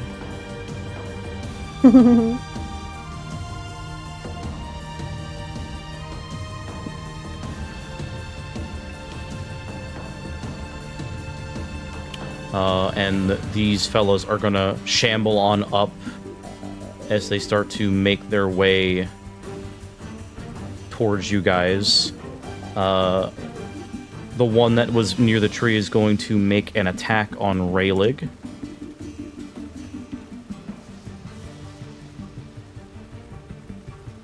Assuming a 10 does not hit. That misses. All right, you as you hear the shambling and the behind you. The one that shambled up to Angel is going to take a swing at them. And And the other one is going to take a swing at you, Leo.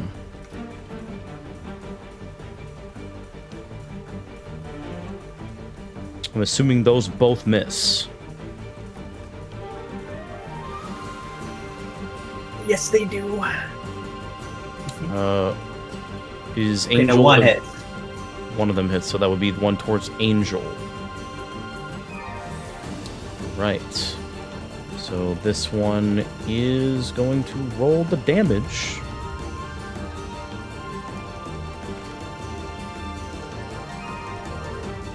Which is a total of 4 damage to Angel, which will unfortunately mark his last stress, as he is overwhelmed by the undead,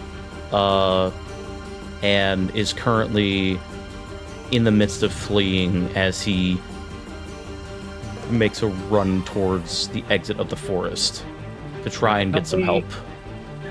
I humbly request spotlight once our turns come up. Okay. Go for it. Very well. And as he starts to run away, the last creature makes his approach. As he begins to march his way towards you, Leonin, preparing to strike, but he does not attack just yet. Alright, Leonin, you're up. Alright, who's the fucker who targeted my cat? Alright, well yeah, he's getting up the lashing the last time. Stop fucking... There we go. That is... He's throwing a rage-filled whip strike right towards him. Very well. Let's see it.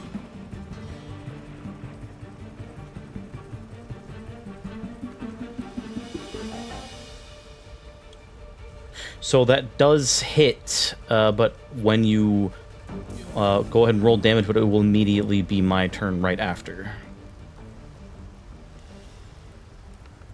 All right. As you whip the skeleton's head back with a mighty whoosh, the skeleton's head lolls back and lolls back forward as if your mundane weapon's attack does not seem to have as strong as an effect as you realized.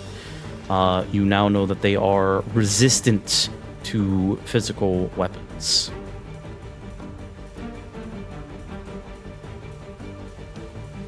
All right.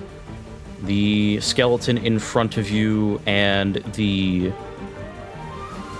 knight to behind you are going to make simultaneous attacks as he moves to the side to essentially start flanking you, Leonin.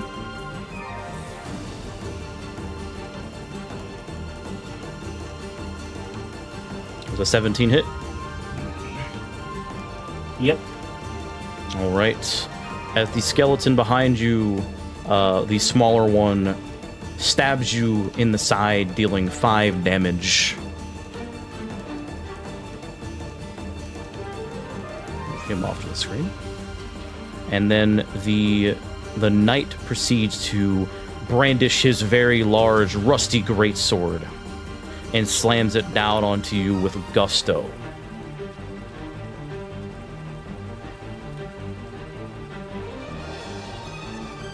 Does a 19 hit you to a total of 27? Yes. All right. So, after he hits you,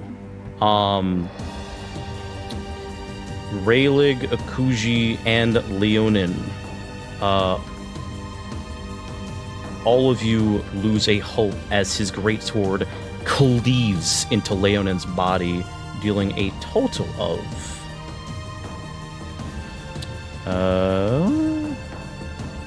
he'll mark a stress for that.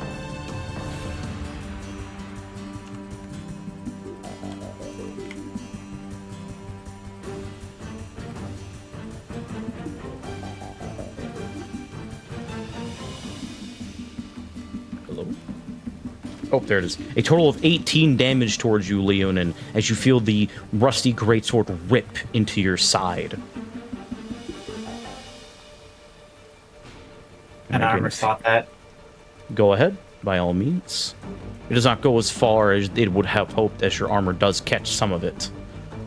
But it does seem to leave a sizable dent.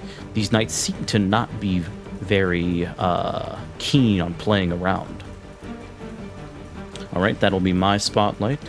Who wants next? I can. Very well. What dice do I choose on the damage? There's two of them. The damage total is 18. So for your damage roll reduction, are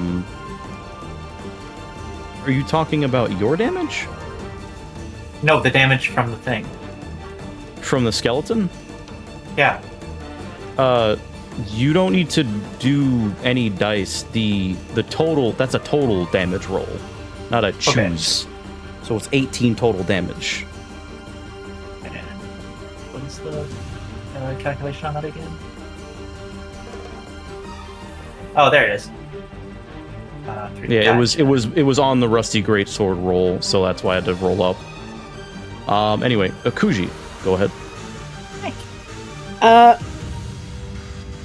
Seeing the 3 in front of her and also the one that attacked Leonin, she is going to use her Rain of Blades again. All right. To strike all of them. And once again, may I use...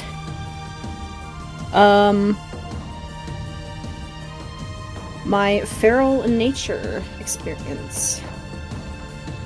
Okay.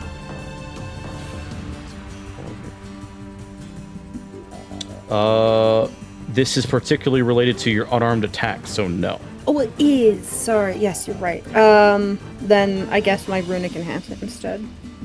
Sure. Yeah. I'm assuming that's what you meant. But yes, go ahead. You can use your runic enhancement for this cast of Rain of Blades to see if you hit.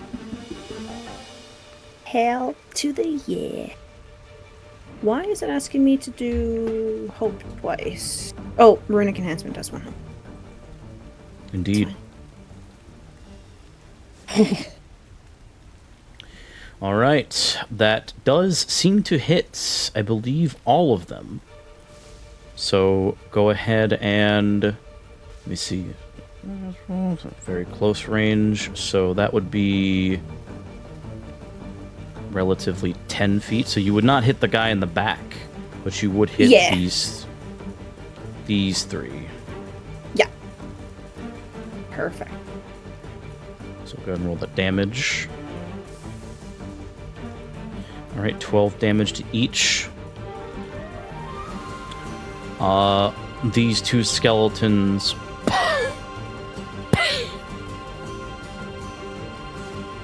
burst into bones as you shred them to bits.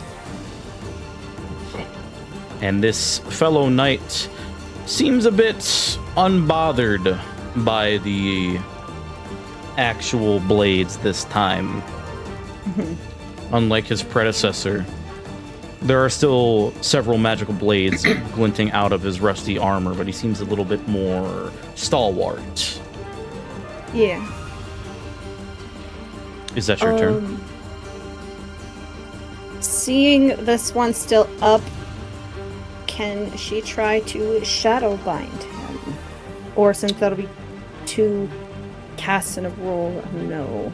I will say that for the sake of trying to use 2 specific types of magic, that you can do so, but at the cost of a stress or a hope. The choice is yours.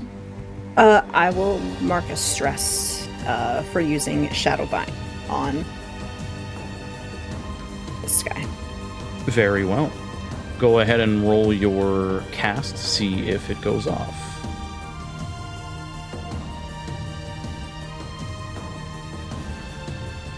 Very well done. As you use your shadow bind, with straining yourself against the magical signs of the arcane and what you would assume to be the world of chaos, you force the shadows to obey your commands as he slowly gets stuck in place once more, by your dark energy, as he cannot move from his spot, but he can still swing his weapon. Okay. And that'll be my turn. Okay, very well. Now we get to Raylig. What you doing, bud? Yeah, I guess seeing Angel start to flee. Angel's been there for him, on several occasions. I think he looks genuinely distraught and he's like, Angel!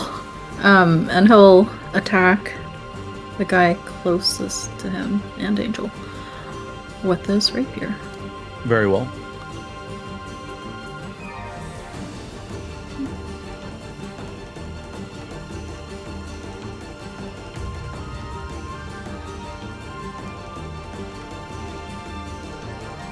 That does hit. Go ahead and roll damage.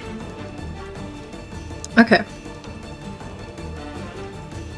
Sorry, just a quick side note. Statica's PC crashed, so they'll be back momentarily. Very well.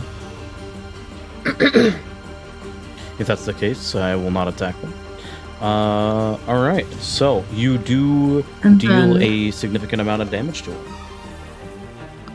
Can I use the rapier quick feature to mark a stress to target the other dude here?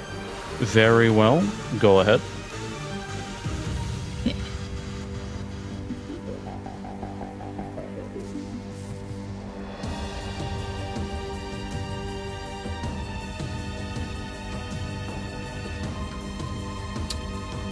That does hit him. However, there is going to be an immediate retaliation.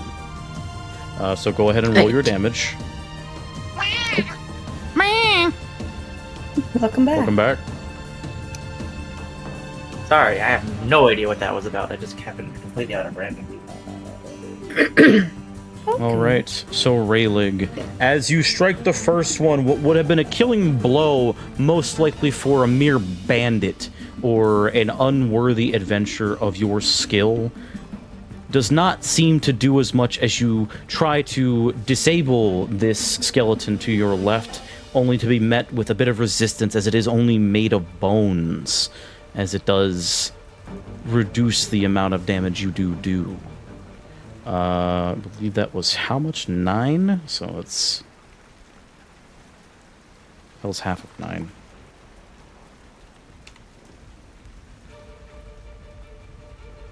Quick maths. That's not right. So it does reduce it only by 1. And as you strike at this one, what you think would have done damage is a mere poke in its rib cage, as your strike does land true, but it doesn't seem to do anything as you thought so it would. Immediately right afterwards, the both skeletons that you attacked are going to retaliate.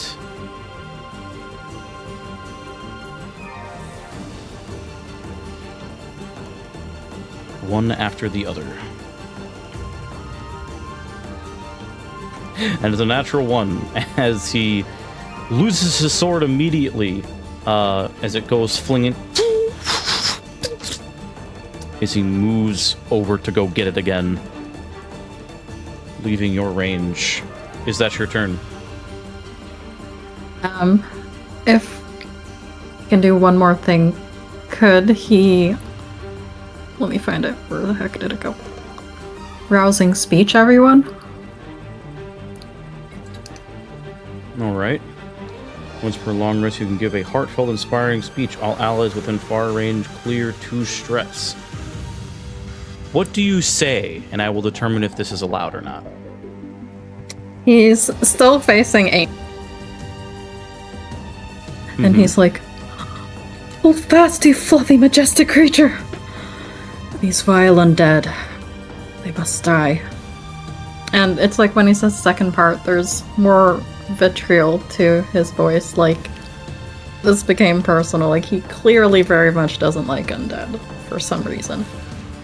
Alright, Leonin and Akuji, you hear a sudden shift in Raylig's tone, signifying that he has locked the fuck in.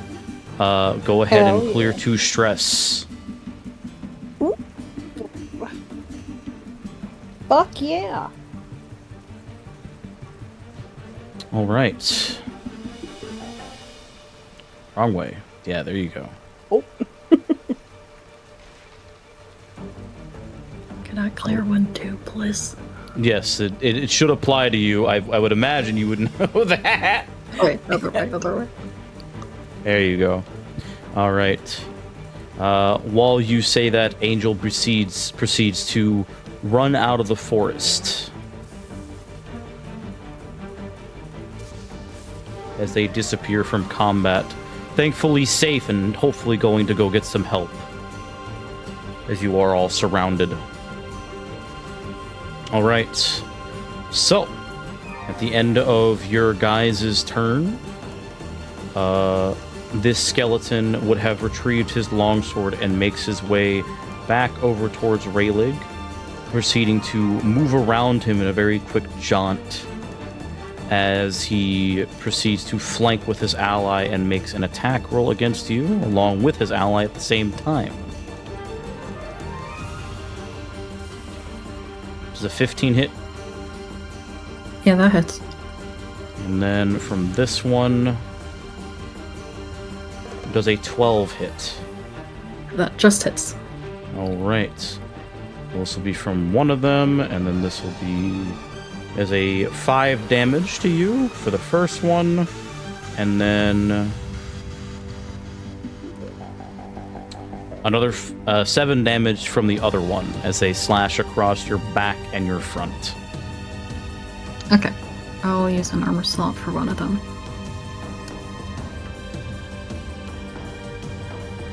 The archer, the fellow ranged unit, proceeds to move a bit further away from the fray to get a better angle and proceeds to take a shot at Leonin.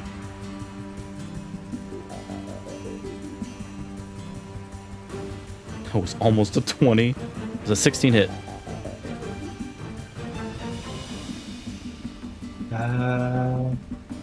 Yes. All right. So, if that is the case, you will take double damage from this. That is 4, total of 8.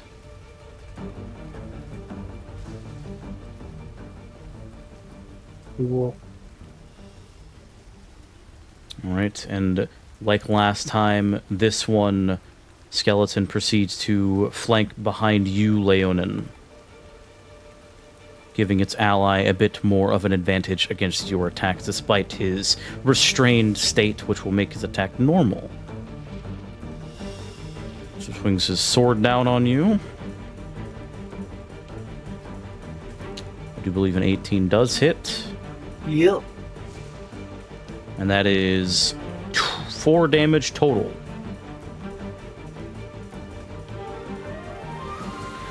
And as the knight turns to face you once more, Leonin, despite his unfortunate circumstance with Akuji's shadow magic binding him, he's going to attempt to swing his sword down on you, still within close proximity. Excuse me.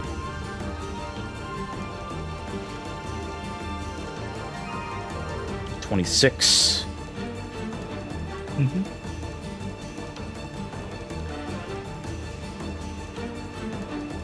For a total of 13 damage as he cleaves into your shoulder. All right. Yeah, maybe. All Have any right, more so armor slots? Wait, what about your armor slots? Hey, what's the point? you would reduce the damage by 1 for each one. Sure, It's called using your resources. Leona is not down as he uses his armor to prevent a grisly fate.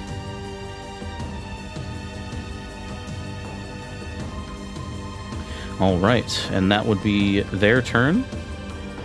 All right, who is going first now?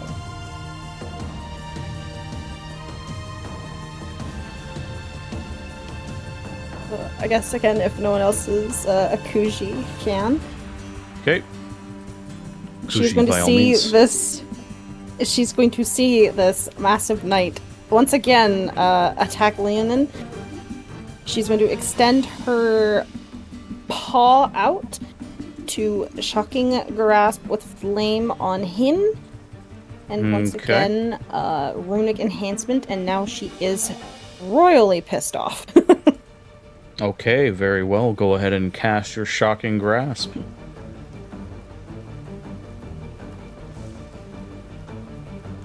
I was gonna cry. You So have what? rolled 4 crits tonight. She is fucking Jesus. So angry. that does hit, regardless of your runic enhancement. So go ahead and roll damage. I will apply the effects. Yay.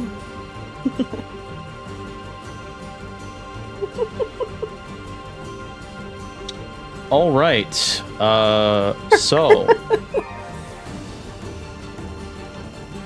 you have reached out your hand, and I want you to describe this scene for me as you bring this knight's HP down extremely low. So as she has her paw reached out, she is locked the fuck in on this big ass skeleton. From her claws, the fire is going to snake up and under the skeleton's armor and over it. And then as she closes her paw, it'll kind of implode inwards, burning anything and everything it can. So as it does this snaking inside the skeleton's armor, you just see an explosive, fiery wrath just from inside. As very much like the actual symbol itself, it lights up in flame as flaming flames appear from its eye sockets, and it is now on fire. You do gain a hope and reduce a stress from that. Another hole.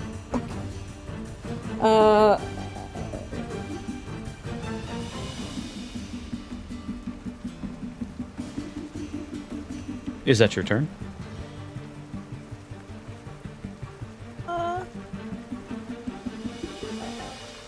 No, she will also send another blade at him. Okay, please mark a stress for me. Will do. Oop, go. And would runic enhancement also apply to this as well? Indeed it would, as long as you spend the hope for it.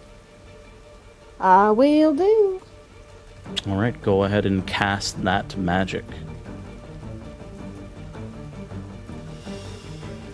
That does hit, so go ahead and roll your damage.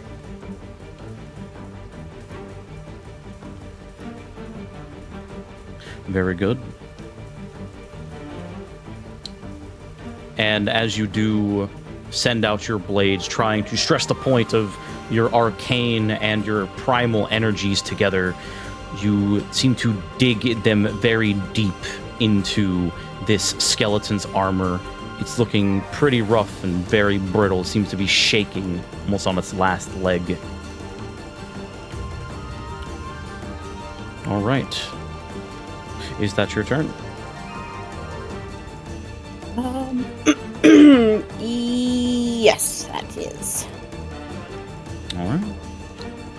Who is going next? Can I go next, please? Sure. There you go. Yeah, I feel like seeing Leonin take the hits, Rayleigh would look to him and say, Leonin, focus! I know that your fluffy friend has left, but you have to focus. We can't let them win. And gonna do an inspirational words All right. to So what are we clear a hit clearing? point. Very well. And that is just one, correct? Yeah, just one. All right, Leonin, you gain a hit point back. And then as he finishes saying that, he's going to fire a fireball at this guy, because you saw him hit Landon pretty bad. I have added the HP to your sheet.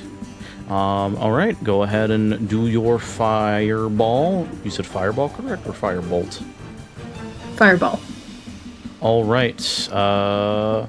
Let's see. So that is just your words. I will say for this, because you are doing a action to heal, which I would imagine would do some magic, that you will have to mark a stress to cast a fireball. Hey.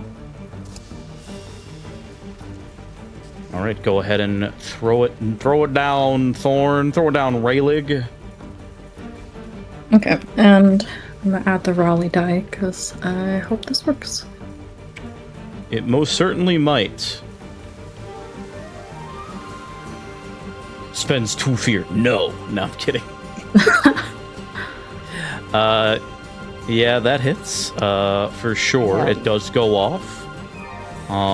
He will still need to make a reaction roll, which is a success, but go ahead and roll your damage.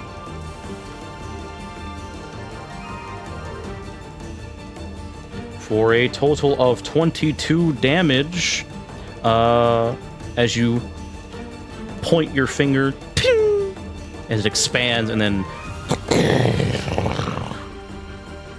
how do you kill this exact fallen hunter, Raylig?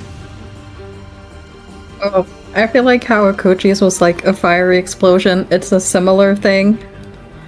It's very intense flame, and to Landon, I imagine it's just like being in a Michael Bay film. There's just explosions everywhere. Cool guys don't look at explosions. Very good. The hunter is defeated, leaving you with only melee units on the field.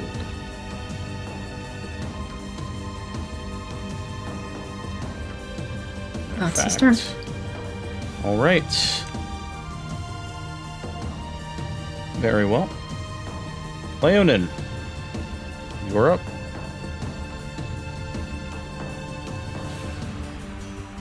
Whip, giant skeleton. Whip the giant That's all. skeleton. All right. Let's see that whip.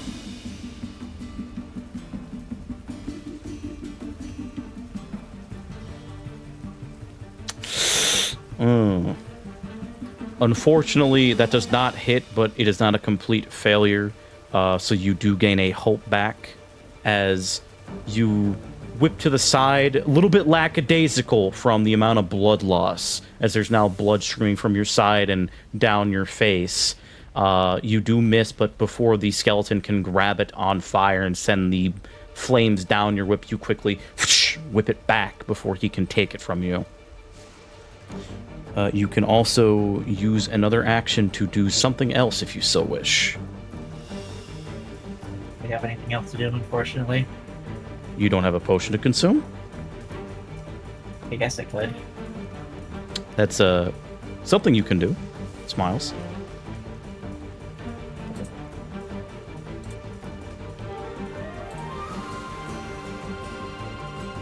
All right, you gain 3 HP back.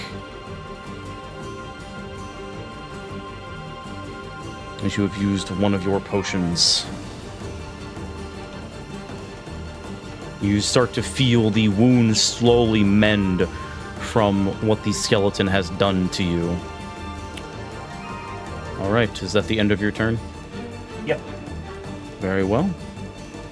Okay, so, per usual, we are going to have the adversaries now move this time around. The skeletons surrounding Raylig are going to continue their assault on the Fawn to bring them down.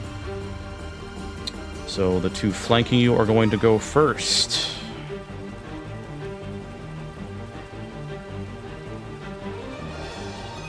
A 7, a 19, and then the 1 to the side of you is a 12. So the last 2 hit. Last 2 hit very well. So, that being done, Bink and Bink. So you take a total of combined 8 damage as they slash across your armor once more to get at your innards.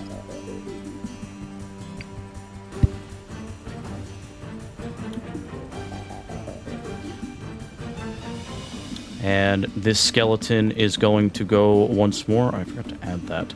Oh, and on top of that, I forgot to add, but with his attack on Leonin that did hit, I need all of you to reduce your hope by 1.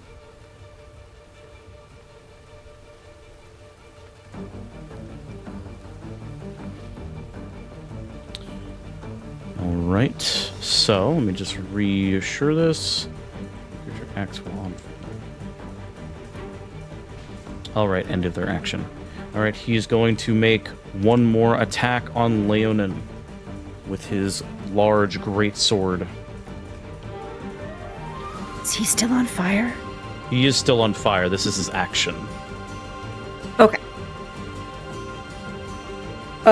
He still has to do an extra 2d6. Yep, I know. Okay. Does a 22 hit? Yeah. Alright. He is going to use his passive to try and dig a little bit deeper on you as he hits you. Trying to get to your very bones.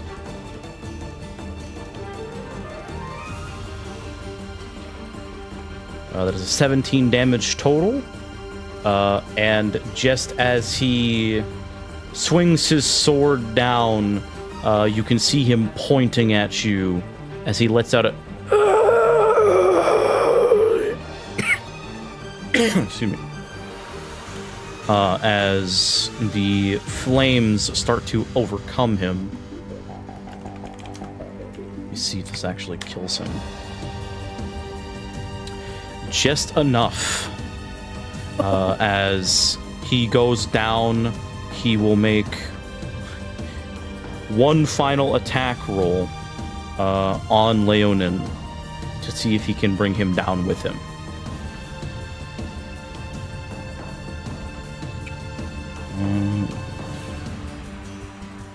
Actually, no. You're going to try and throw the sword at Akuji. Jesus. I read that wrong. In their final attempt as a final fuck you, essentially. And they're going to use everything. Also, because his attack landed on Leonin, please, everyone, reduce your hope by 1. I got none left, so. All right. Let's see how this goes. So, Bink.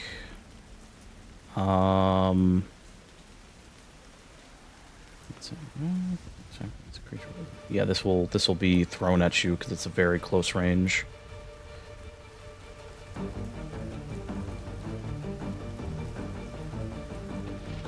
As a 19, a total of 27. Most certainly hits. And he is going to do everything in his power to cut you down as his last act of defiance. +2.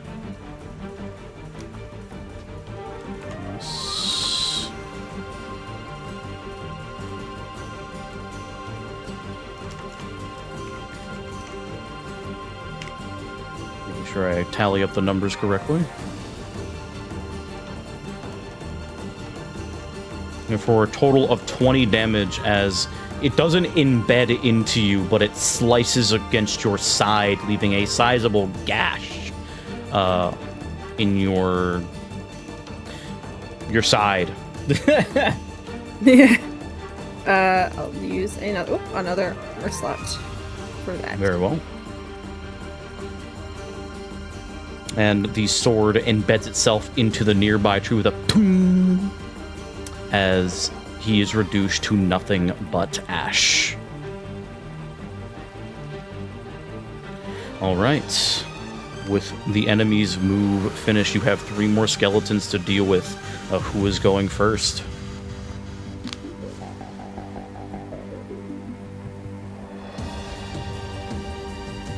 I guess again, Guzi will turn Alright, around Guzi. at the one right behind her.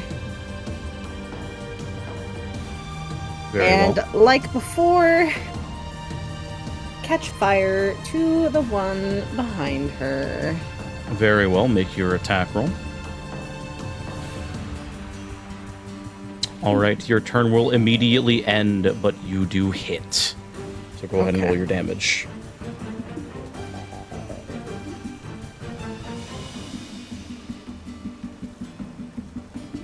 Of course, Thorn. I always just have to ask to make sure. How do you dispatch the skeleton? This time, instead of it being from her fingers, the runes around her face and muzzle will glow as she kind of like exhales it in a thin stream before it just dives on them and explodes. It does explode the skeleton from the inside, very similar to before, as it lets out a "Roar!" before it falls down once more into a pile of ash. Because that was a fear, I do gain a fear, and I do get a retaliation. This is going to be an attack on Rayleigh from the skeleton to his north. Fuck, so really? And it completely whiffs as its sword goes flying over here next to you and just boom, right in the ground, right next to the tree. And that'll be his turn.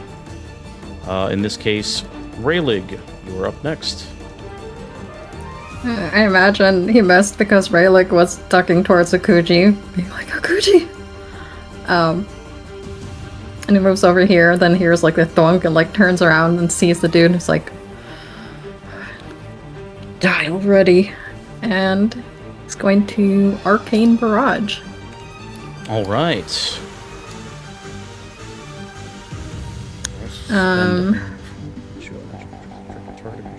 Close range. All right. Sure, we're just gonna use it all. We're not gonna regret that later. Smiles. Rayleigh, how do you destroy the skeleton? So kind of like when he did the tell no lies for the bandit, it's like there's just flames in his eyes, and he looks very angry and done with these undead. And so he just puts out his hand, and whereas before it was kind of like orange sparkly, it's more like there's more of a force behind it, and it takes on more of that brimstony hellfire as it shoots towards the skeleton. All right, very well. Is that your turn?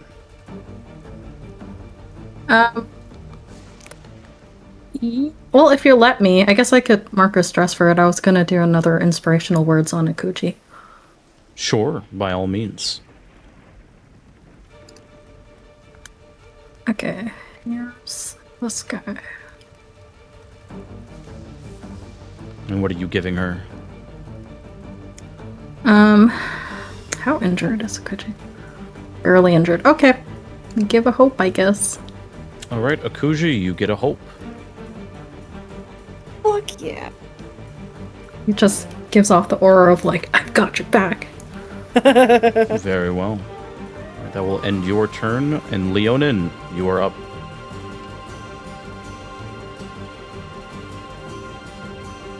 Move to flank. You will have advantage.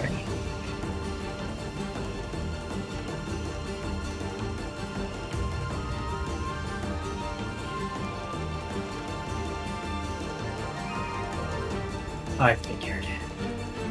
That does hit, so go ahead and roll your damage.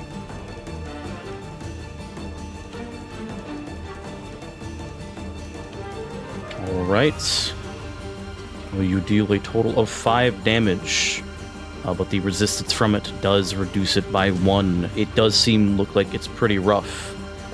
Seeing you behind it, it's going to quickly turn around, jump when it sees you, and make a very shoddy attempt at attacking you.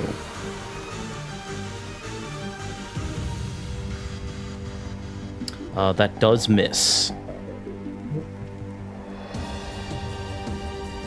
That will also count as its turn, so therefore, because it did miss, I will actually spotlight you specifically again, Leonin.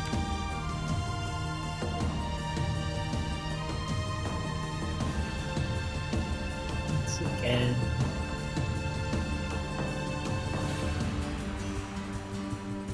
Very good. How do you dispatch of the skeleton? Just with a whip, crack of the whip to the side. The whip will loop back around, going straight for the head to pop it off. Very good.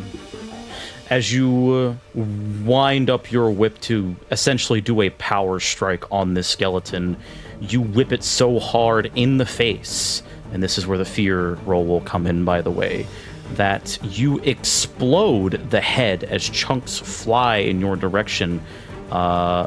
You will take 1 damage as the shards pelt you very painfully as if a gunshot went off and essentially shrapnel is flying towards you. All right.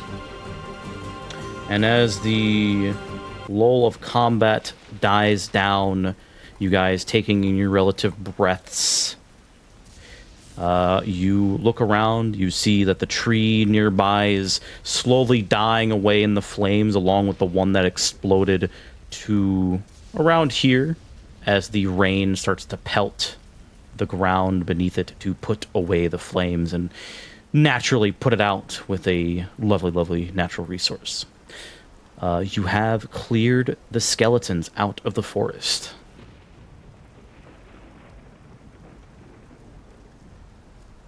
Who's move over here? And look at all of them and nod. Well, it was just 3 that Marqui and I saw, but to see you guys are okay. Leonin, do you need one of these? And she will reach into her bag and pull out a health potion and hand it to Leonin if he wants to take it. He is gonna push it back towards her. Just grunt a little bit to keep it. Are you sure? One of the more important uses of it, most likely. She will nod and then offer it to Rayleg if he wants it.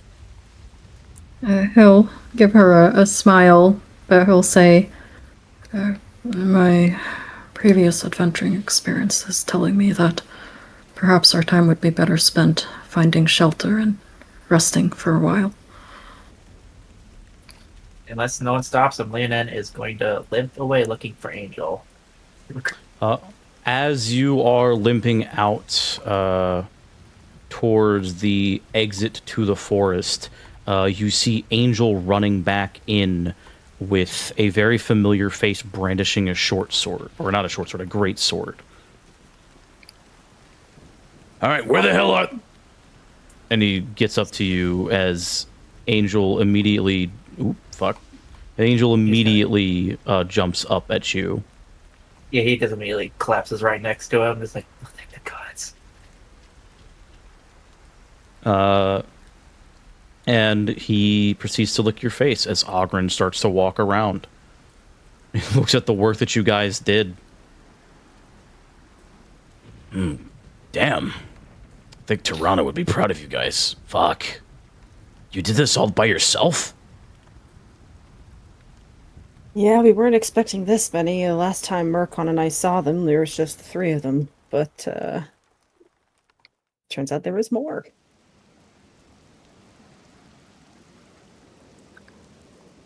Well, no shit. I guess good job. I saw Jezerine come in and talk about getting a job up for the charter, but I didn't think you guys would do it that damn fast. I guess I'll help you guys out. And he will move over to Leonin and proceed to help him up trying to use his own weight to balance out Leonin's weakening form. From a big mouth for him.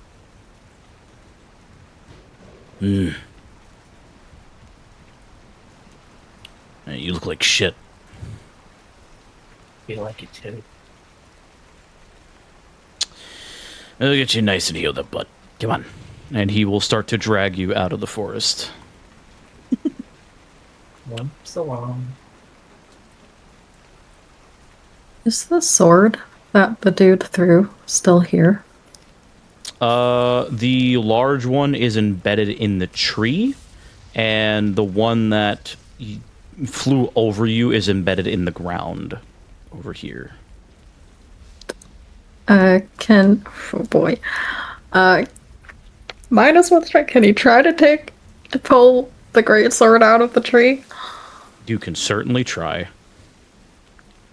Strength check for me, boss.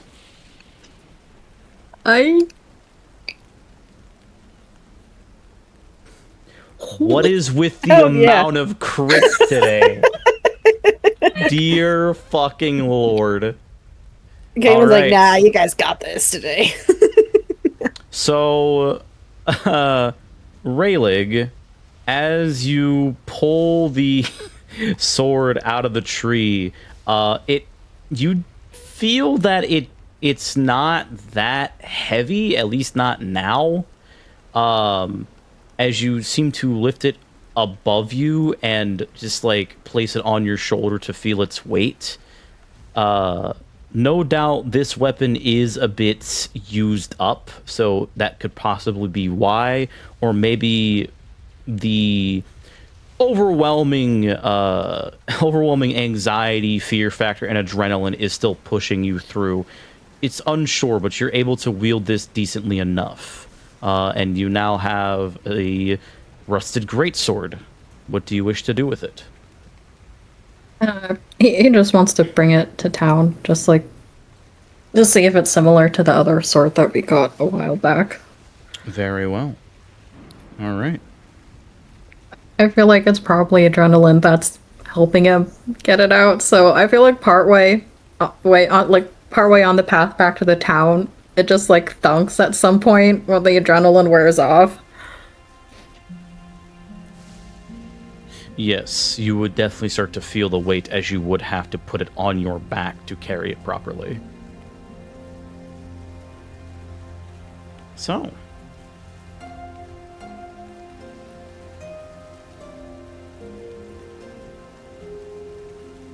With you guys being escorted by Ogren back to town, you proceed to the Grand Guild Hall, and you see Jezerine waiting for you, as if expecting you guys to have made quick work of these skeletons, only to have a very concerned face upon spotting Leonin. Oh, shit. Are you alright?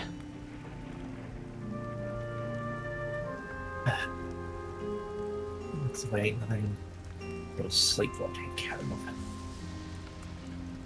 him. Alright, well, hopefully you're able to get the appropriate sleep needed, but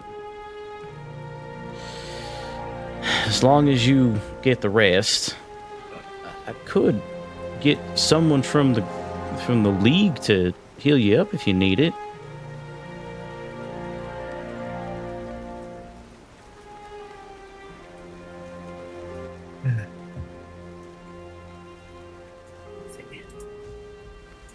I wouldn't bother them.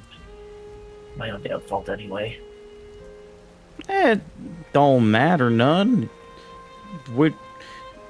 You don't need to be all stoic, Mr. Leonin. We're all community here. When one of us gets hurt, we all get hurt. It's better that you continue to be a strong face for the rest of us, you know? I surely would have died if it weren't for y'all. Well, that you didn't die, I'll consider that a silver lining then. She smiles at you as Ogren pushes you in the direction of the Adventurers League Hall. Can you stop being stubborn and stoic and get a fucking healer? Fine, mother. He's just gonna shrug his shoulders, being like, "Ow." Yeah, okay, yeah. All right, boss. Lucky I don't throw you down the goddamn stairs. And he drags you into the hall, where you will be tended to by Flan, who is in fact a healer. Hell yeah. This will count as a short rest for all of you. So go ahead and take one. Ooh. Hello. There we go. Unless I can trigger it myself. I cannot. I don't remember how to. Anyway, take a short rest. Who's texting me? Fuck.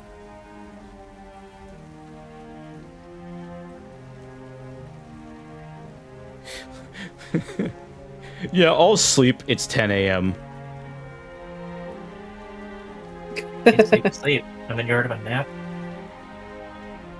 Alright, I'm going to...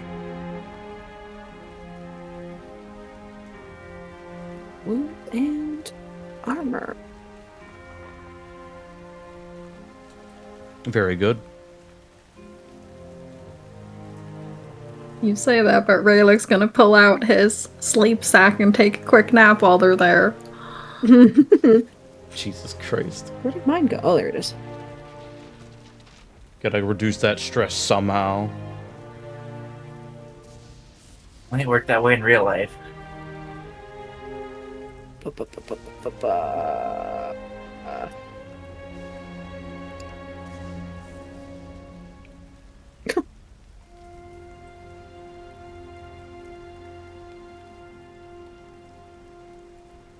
All right.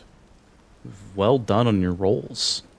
You have successfully repaired your armor, cleared some stress, healed up, as Flan looks you over, Leonin. What did this to you?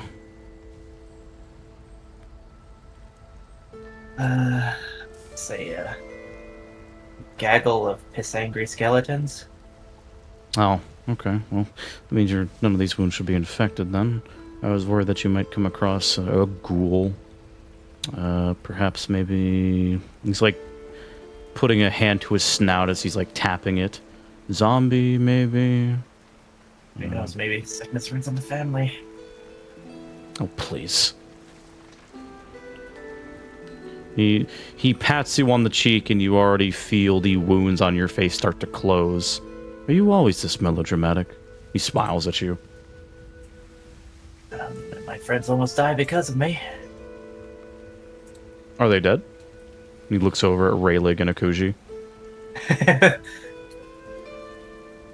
I meant my cat, but okay. I'm glad they're okay too, obviously. He then looks over to to your fellow companion, Angel, who is just wagging his tail, kind of like a dog. Does he get a rest? Yes, he gets a full heal because his stuff is based off of stress, and that's his only resource. As he does get fully healed, as Flan pats him on the head and scritches behind his ears, secretly pumping his healing magic into the beloved kitty. As the fresh wounds slowly start to heal, only leaving the scars of his past remaining. Of course. Makes sense. Well, is he dead? He looks over at you. He just gives it a look like, what do you think? Well, I'm not the one being melodramatic here. What's it to you anyway? Well, I'd like to know who I'm dealing with, what I'm dealing with, see if there's any potential lingering issues that might come about. I don't think you have to worry about any more medical issues unless you have a trio of angry skeletons in your closet ready for another bout. Okay, so no lingering demons, cultists, or any hubbubaloo, so to speak, in the forest that you saw. Let's see, stuff hardly prefers to be in open view. Not all the time, but usually comes with the territory of dealing with undead, no? I suppose Thought I should ask since you are a Silverbrook after all.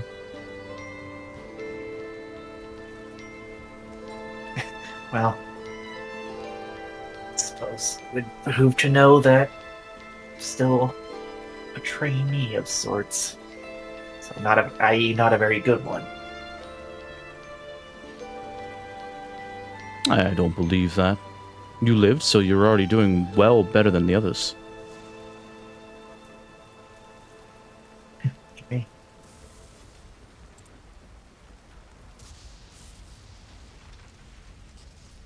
He will pat you on the head as he finishes healing you up. Stands. Try not to beat yourself down so much, Leonin. The fact that you lived is testament enough. And he will go back behind the counter and nod at you, smiling. This gives like a small shrug, just like a small smile on his face anyway. Despite himself.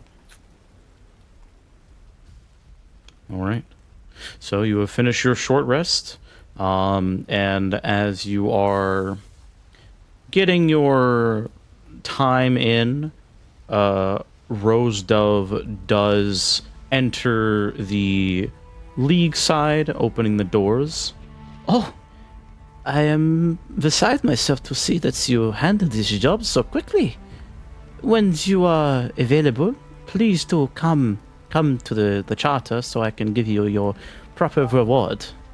I was informed about what you were dealing with by Jezerine, and she looks at the fucking greatsword that Rayleigh has and blinks a couple times. Ah, I see. When you ever available. And she proceeds to walk out, back to the other side.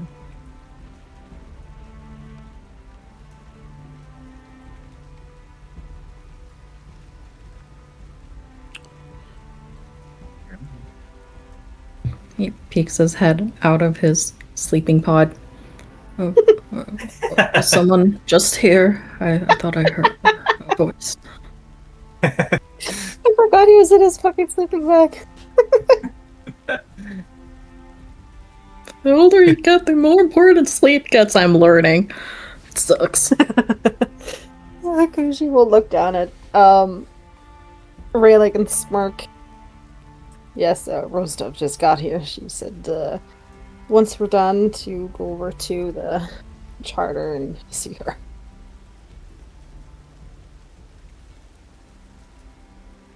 He yawns. Very well. I suppose we could do that sooner rather than later.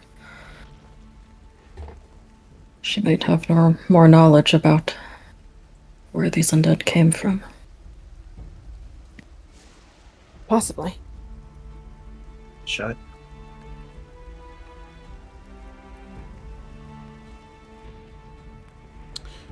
Oh yeah, since you guys are actually here, Ogren begins. I did find a couple of people that were here a little later on for whatever line of questioning you want, since the guild hall was founded all the way up to recent, so you got quite a variety to pick from. As a matter of fact, and he points at Flan.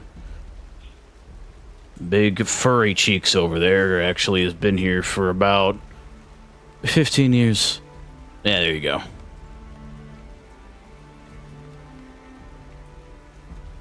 Thank you, Ogren. That's very, very helpful. Appreciate it. Yep. No problem.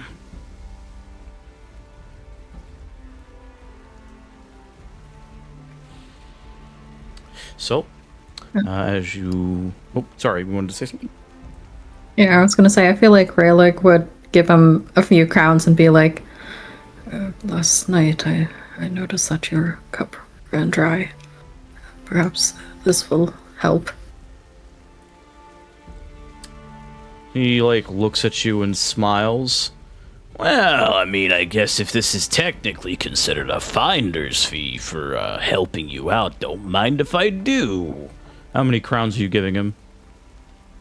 I'll give him 3. A few drinks worth. Couple of ales or one of the good ones? Thanks, man. Appreciate it. He will pocket them. Of course, for a friend. He just gives you a nod. Well, rain seems to be finally letting up a bit, so I'm gonna head back, unless you guys need me for anything else. I don't believe so, no. Alright. Well, I'll be at the Tipsy Tinker if you need any assistance. Akuji will nod her. Alright. So, when you guys are done with your rest, to keep it very simple, each of you will be rewarded 5 bags of gold and a chest of gold for you to split because you brought back evidence of the kill. Whatever you do to explain what happened is essentially why you are giving a little bit more money, because you dealt with a lot of skeletons that seem to have been bothering the area for some time. So the bonus is the chest, but each of you get 5 bags. Mercon, unfortunately, because he was not involved in the contract, will not be getting any of this, I'm afraid. Ouch. Hey, man. In character, most likely he wouldn't have joined you guys anyway. But regardless, he will not be getting the money because he did not do the job. And how many bags are in the chest again? So there are. I double check real quick. Is there Discord? Anything in the Discord show? There is, I believe it is at the bottom. Yes, I see it on rules. Yep, I see it there. Never mind. So you can divide that as you see fit, but just to clarify, coin is 1, handful is 10, a bag is 100, and a chest is 1,000.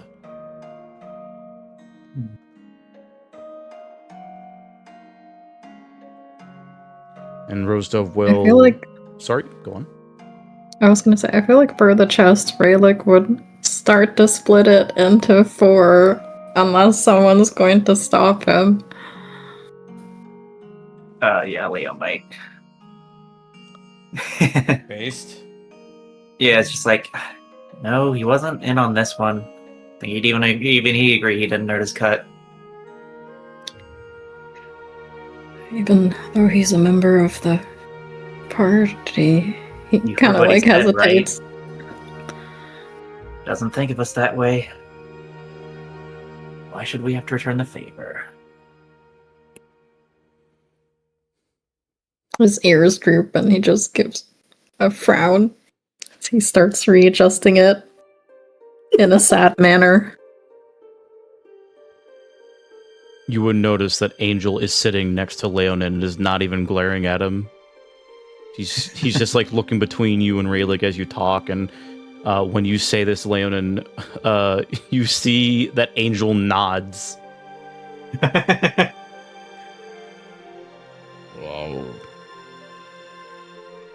Oh. So I guess to As- make it easier, it'd be 3 bags and 33 coins or 3 handful. And You to split this appropriately, you would be getting 3 bags each. Correct, that is right. And then there's an additional bag for the extra 100, and you would split that to get that as even as possible, which would be hard because you're basically splitting it 3 ways. Someone could take the extra bag, or you can get really meticulous. It is up to you. Honestly, he probably would direct the extra bag towards Kuji. Yeah, same. she'll look at it all surprised. You came through for us on that fight. This will be yours. Okay. Okay. She will take the extra bag. a little flustered. And as you finish distributing your wealth, Rose Dove does mention to you, it wasn't very hard to tell Janessa that we would like to give you an extra bonus. She was actually more than happy to provide the funding, considering you were dealing with the undead. So, congratulations. I will be sure to inform other hunters about your exploits and to be on the lookout for future incursions. This will definitely boost some more jobs within the charter, so I thank you for that. It is in somewhat close vicinity to the bear, so just do keep that in mind. Interesting. And you said that this sword was amongst them, yes? That was one of the bigger knight-like skeleton sword, yes. She waves a hand as it starts to levitate in front of her, and she starts to inspect it.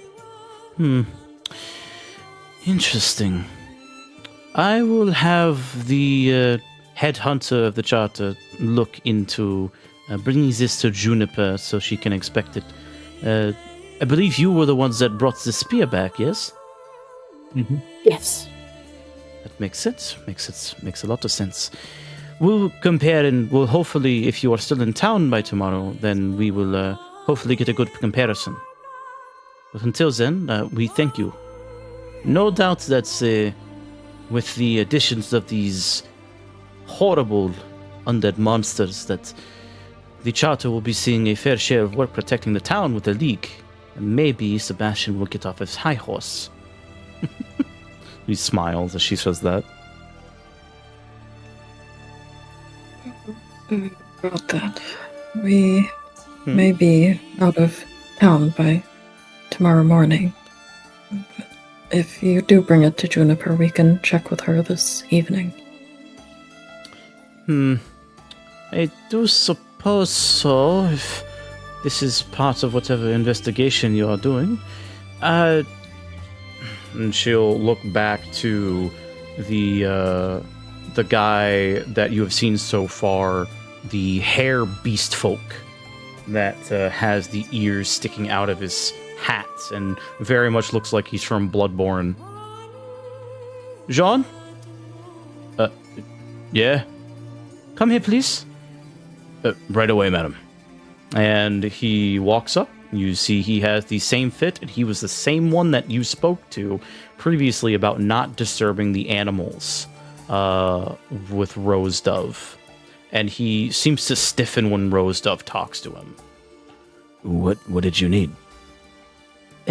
I need you to take this down to the blacksmith to have her examine it and give it a quality check to see if it matches the same one that our beloved heroes of Bright Willow here, and she motions to all of you, found previously stuck inside the bear. Do you think you could do that for me? Yes, ma'am. And out of curiosity, and she glares at him, did you let them through to go do the investigation into the forest? You see a bead of sweat drip down his face. And he looks at you three. He's just like awkward.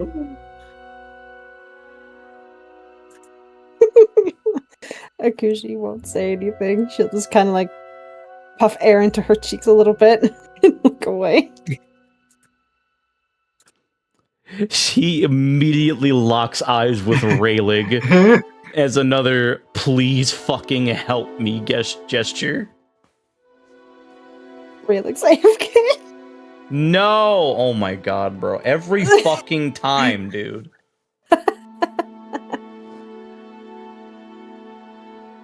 We have the two of you ignoring the nice bunny hunter man, and then one of them is Blair Witching in the corner. No turtle. Akuji, I guess in this case, will speak up. We do apologize if we had hindered anything that day. We went in, we had a lead we wanted to follow, which unfortunately turned up empty.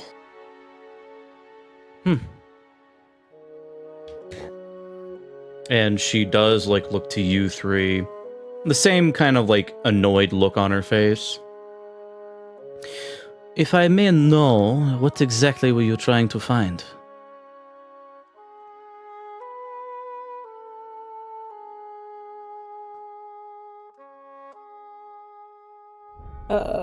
She will kind of shift. Welcome back, right? Like, thought there was a rumor of something related to the necromancers, or necromancy in that area, but we couldn't find anything.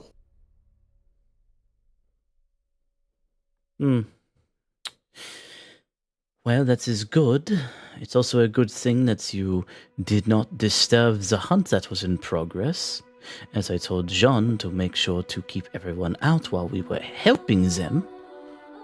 And the harekin hunter just like continues to look at Rayleigh in a very much please help me gesture.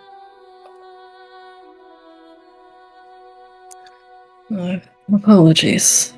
You know the Silverbrooks. They have quite the silver tongue on them. It matches their silver hair. Immediately looks at Leonin. See, he just gives him like, okay, what did I ever do to you? Like, look. He like sees the gaze go there and he's like, oh, not that. It was Marcon. I see. You're talker. This makes a lot of sense. Talks about his way into trouble often enough. Like, she will look about it. She will look between the three of you and then look at Leonin. But despite the fact that you both look exactly the same, you are the more charming one, in my opinion. But that is neither here nor there. It's like, thank you, I suppose. That was a compliment, yes. Regardless, you have your pay, and my gratitude, my deepest thanks.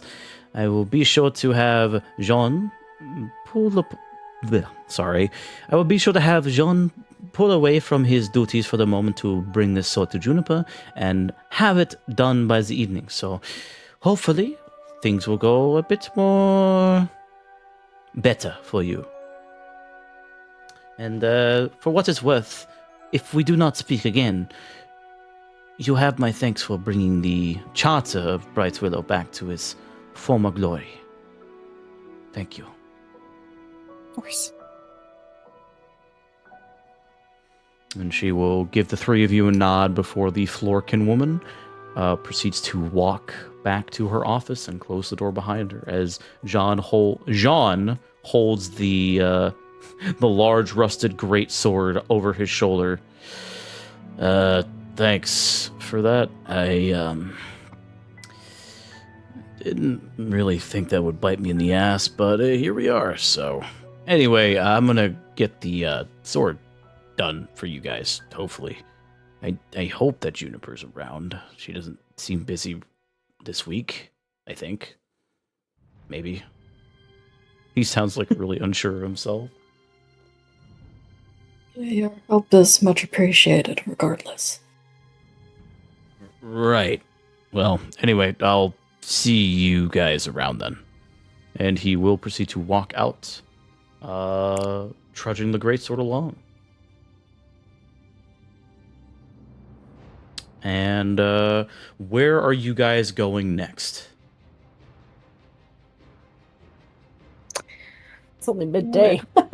It is only midday. It has only been a couple hours. There is Flan.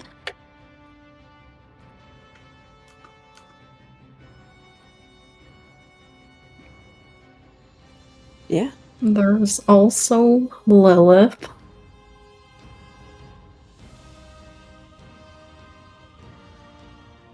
And I guess if we really wanted to, we could technically... I feel like... I actually did very like mention at one point. And yeah, I know he did. I think it was on the walk back. He was...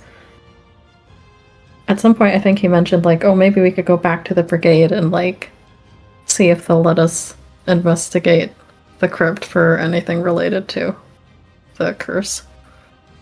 Oh. Yeah, so you have several options. You can go to the town hall to learn more about the Quicksilvers. You can go to the Bright Willow Manor to extract more information from Lilith about what she potentially knows. And you can go back to the brigade to speak with them. They seem amicable enough to talk to you about gaining information. Though how far that information will go is dependent on what you ask them.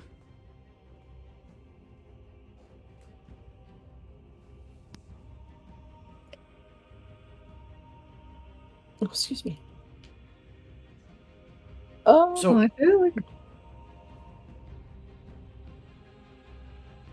what seems to be the most pressing on us at the moment? I have a better question. What do you think your Yeah. characters would do in this situation? And Flan is right there. Flan is Yeah. indeed across the hall. Yeah, I guess they would just go. I guess Flan is the best next thing to do. All right. Ow. So, as you walk across the hall to go speak with Flan, you see two familiar faces walk in the front door, or rather, two familiar covered faces walk in the front door of the guild hall. And they look at you, and you look at them, and you recognize the two commanders of the Shadowbark Brigade, Anissa and the mysterious masked elf wearing his mask and Anissa her helmet. As they walk in, nod to you, and go directly in the direction of the Adventurers League Hall. And that is where we're going to end the session. All right. The thickened plots. That was a fucking good session. The crits this today was insane. Oh my gosh, you Dude, were that on is fire. genuinely fucking insane that you had like 5 crits this session. Yeah. That's gotta be like a what's a 2d12? Like, I gotta look this shit up.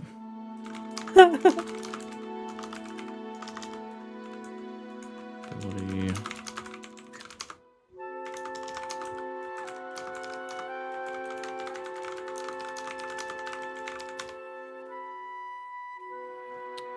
So, in Daggerheart, a crit has a 8% chance of happening.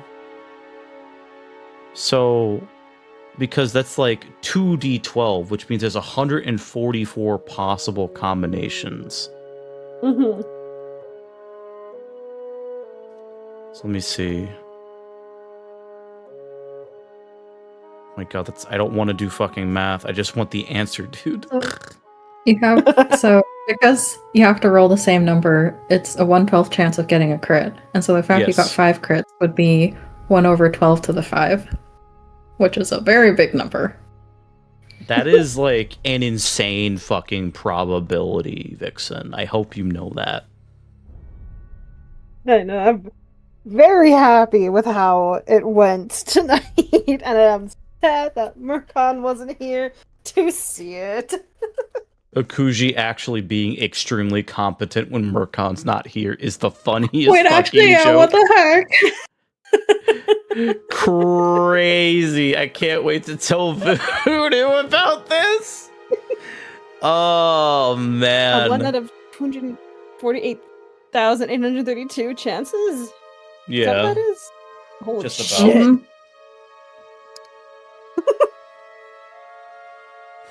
Crazy. Yeah. It's quite insane. Well, can't wait for the session for you to start sucking again and all your rolls are fear rolls. Yeah. It's gonna be humorous, to say the least. All right. Well, that is it for the session today. Thank you guys so much for playing, and thank you guys for watching. Did you guys have fun? Yeah. Yeah. Tons of fun. Very good.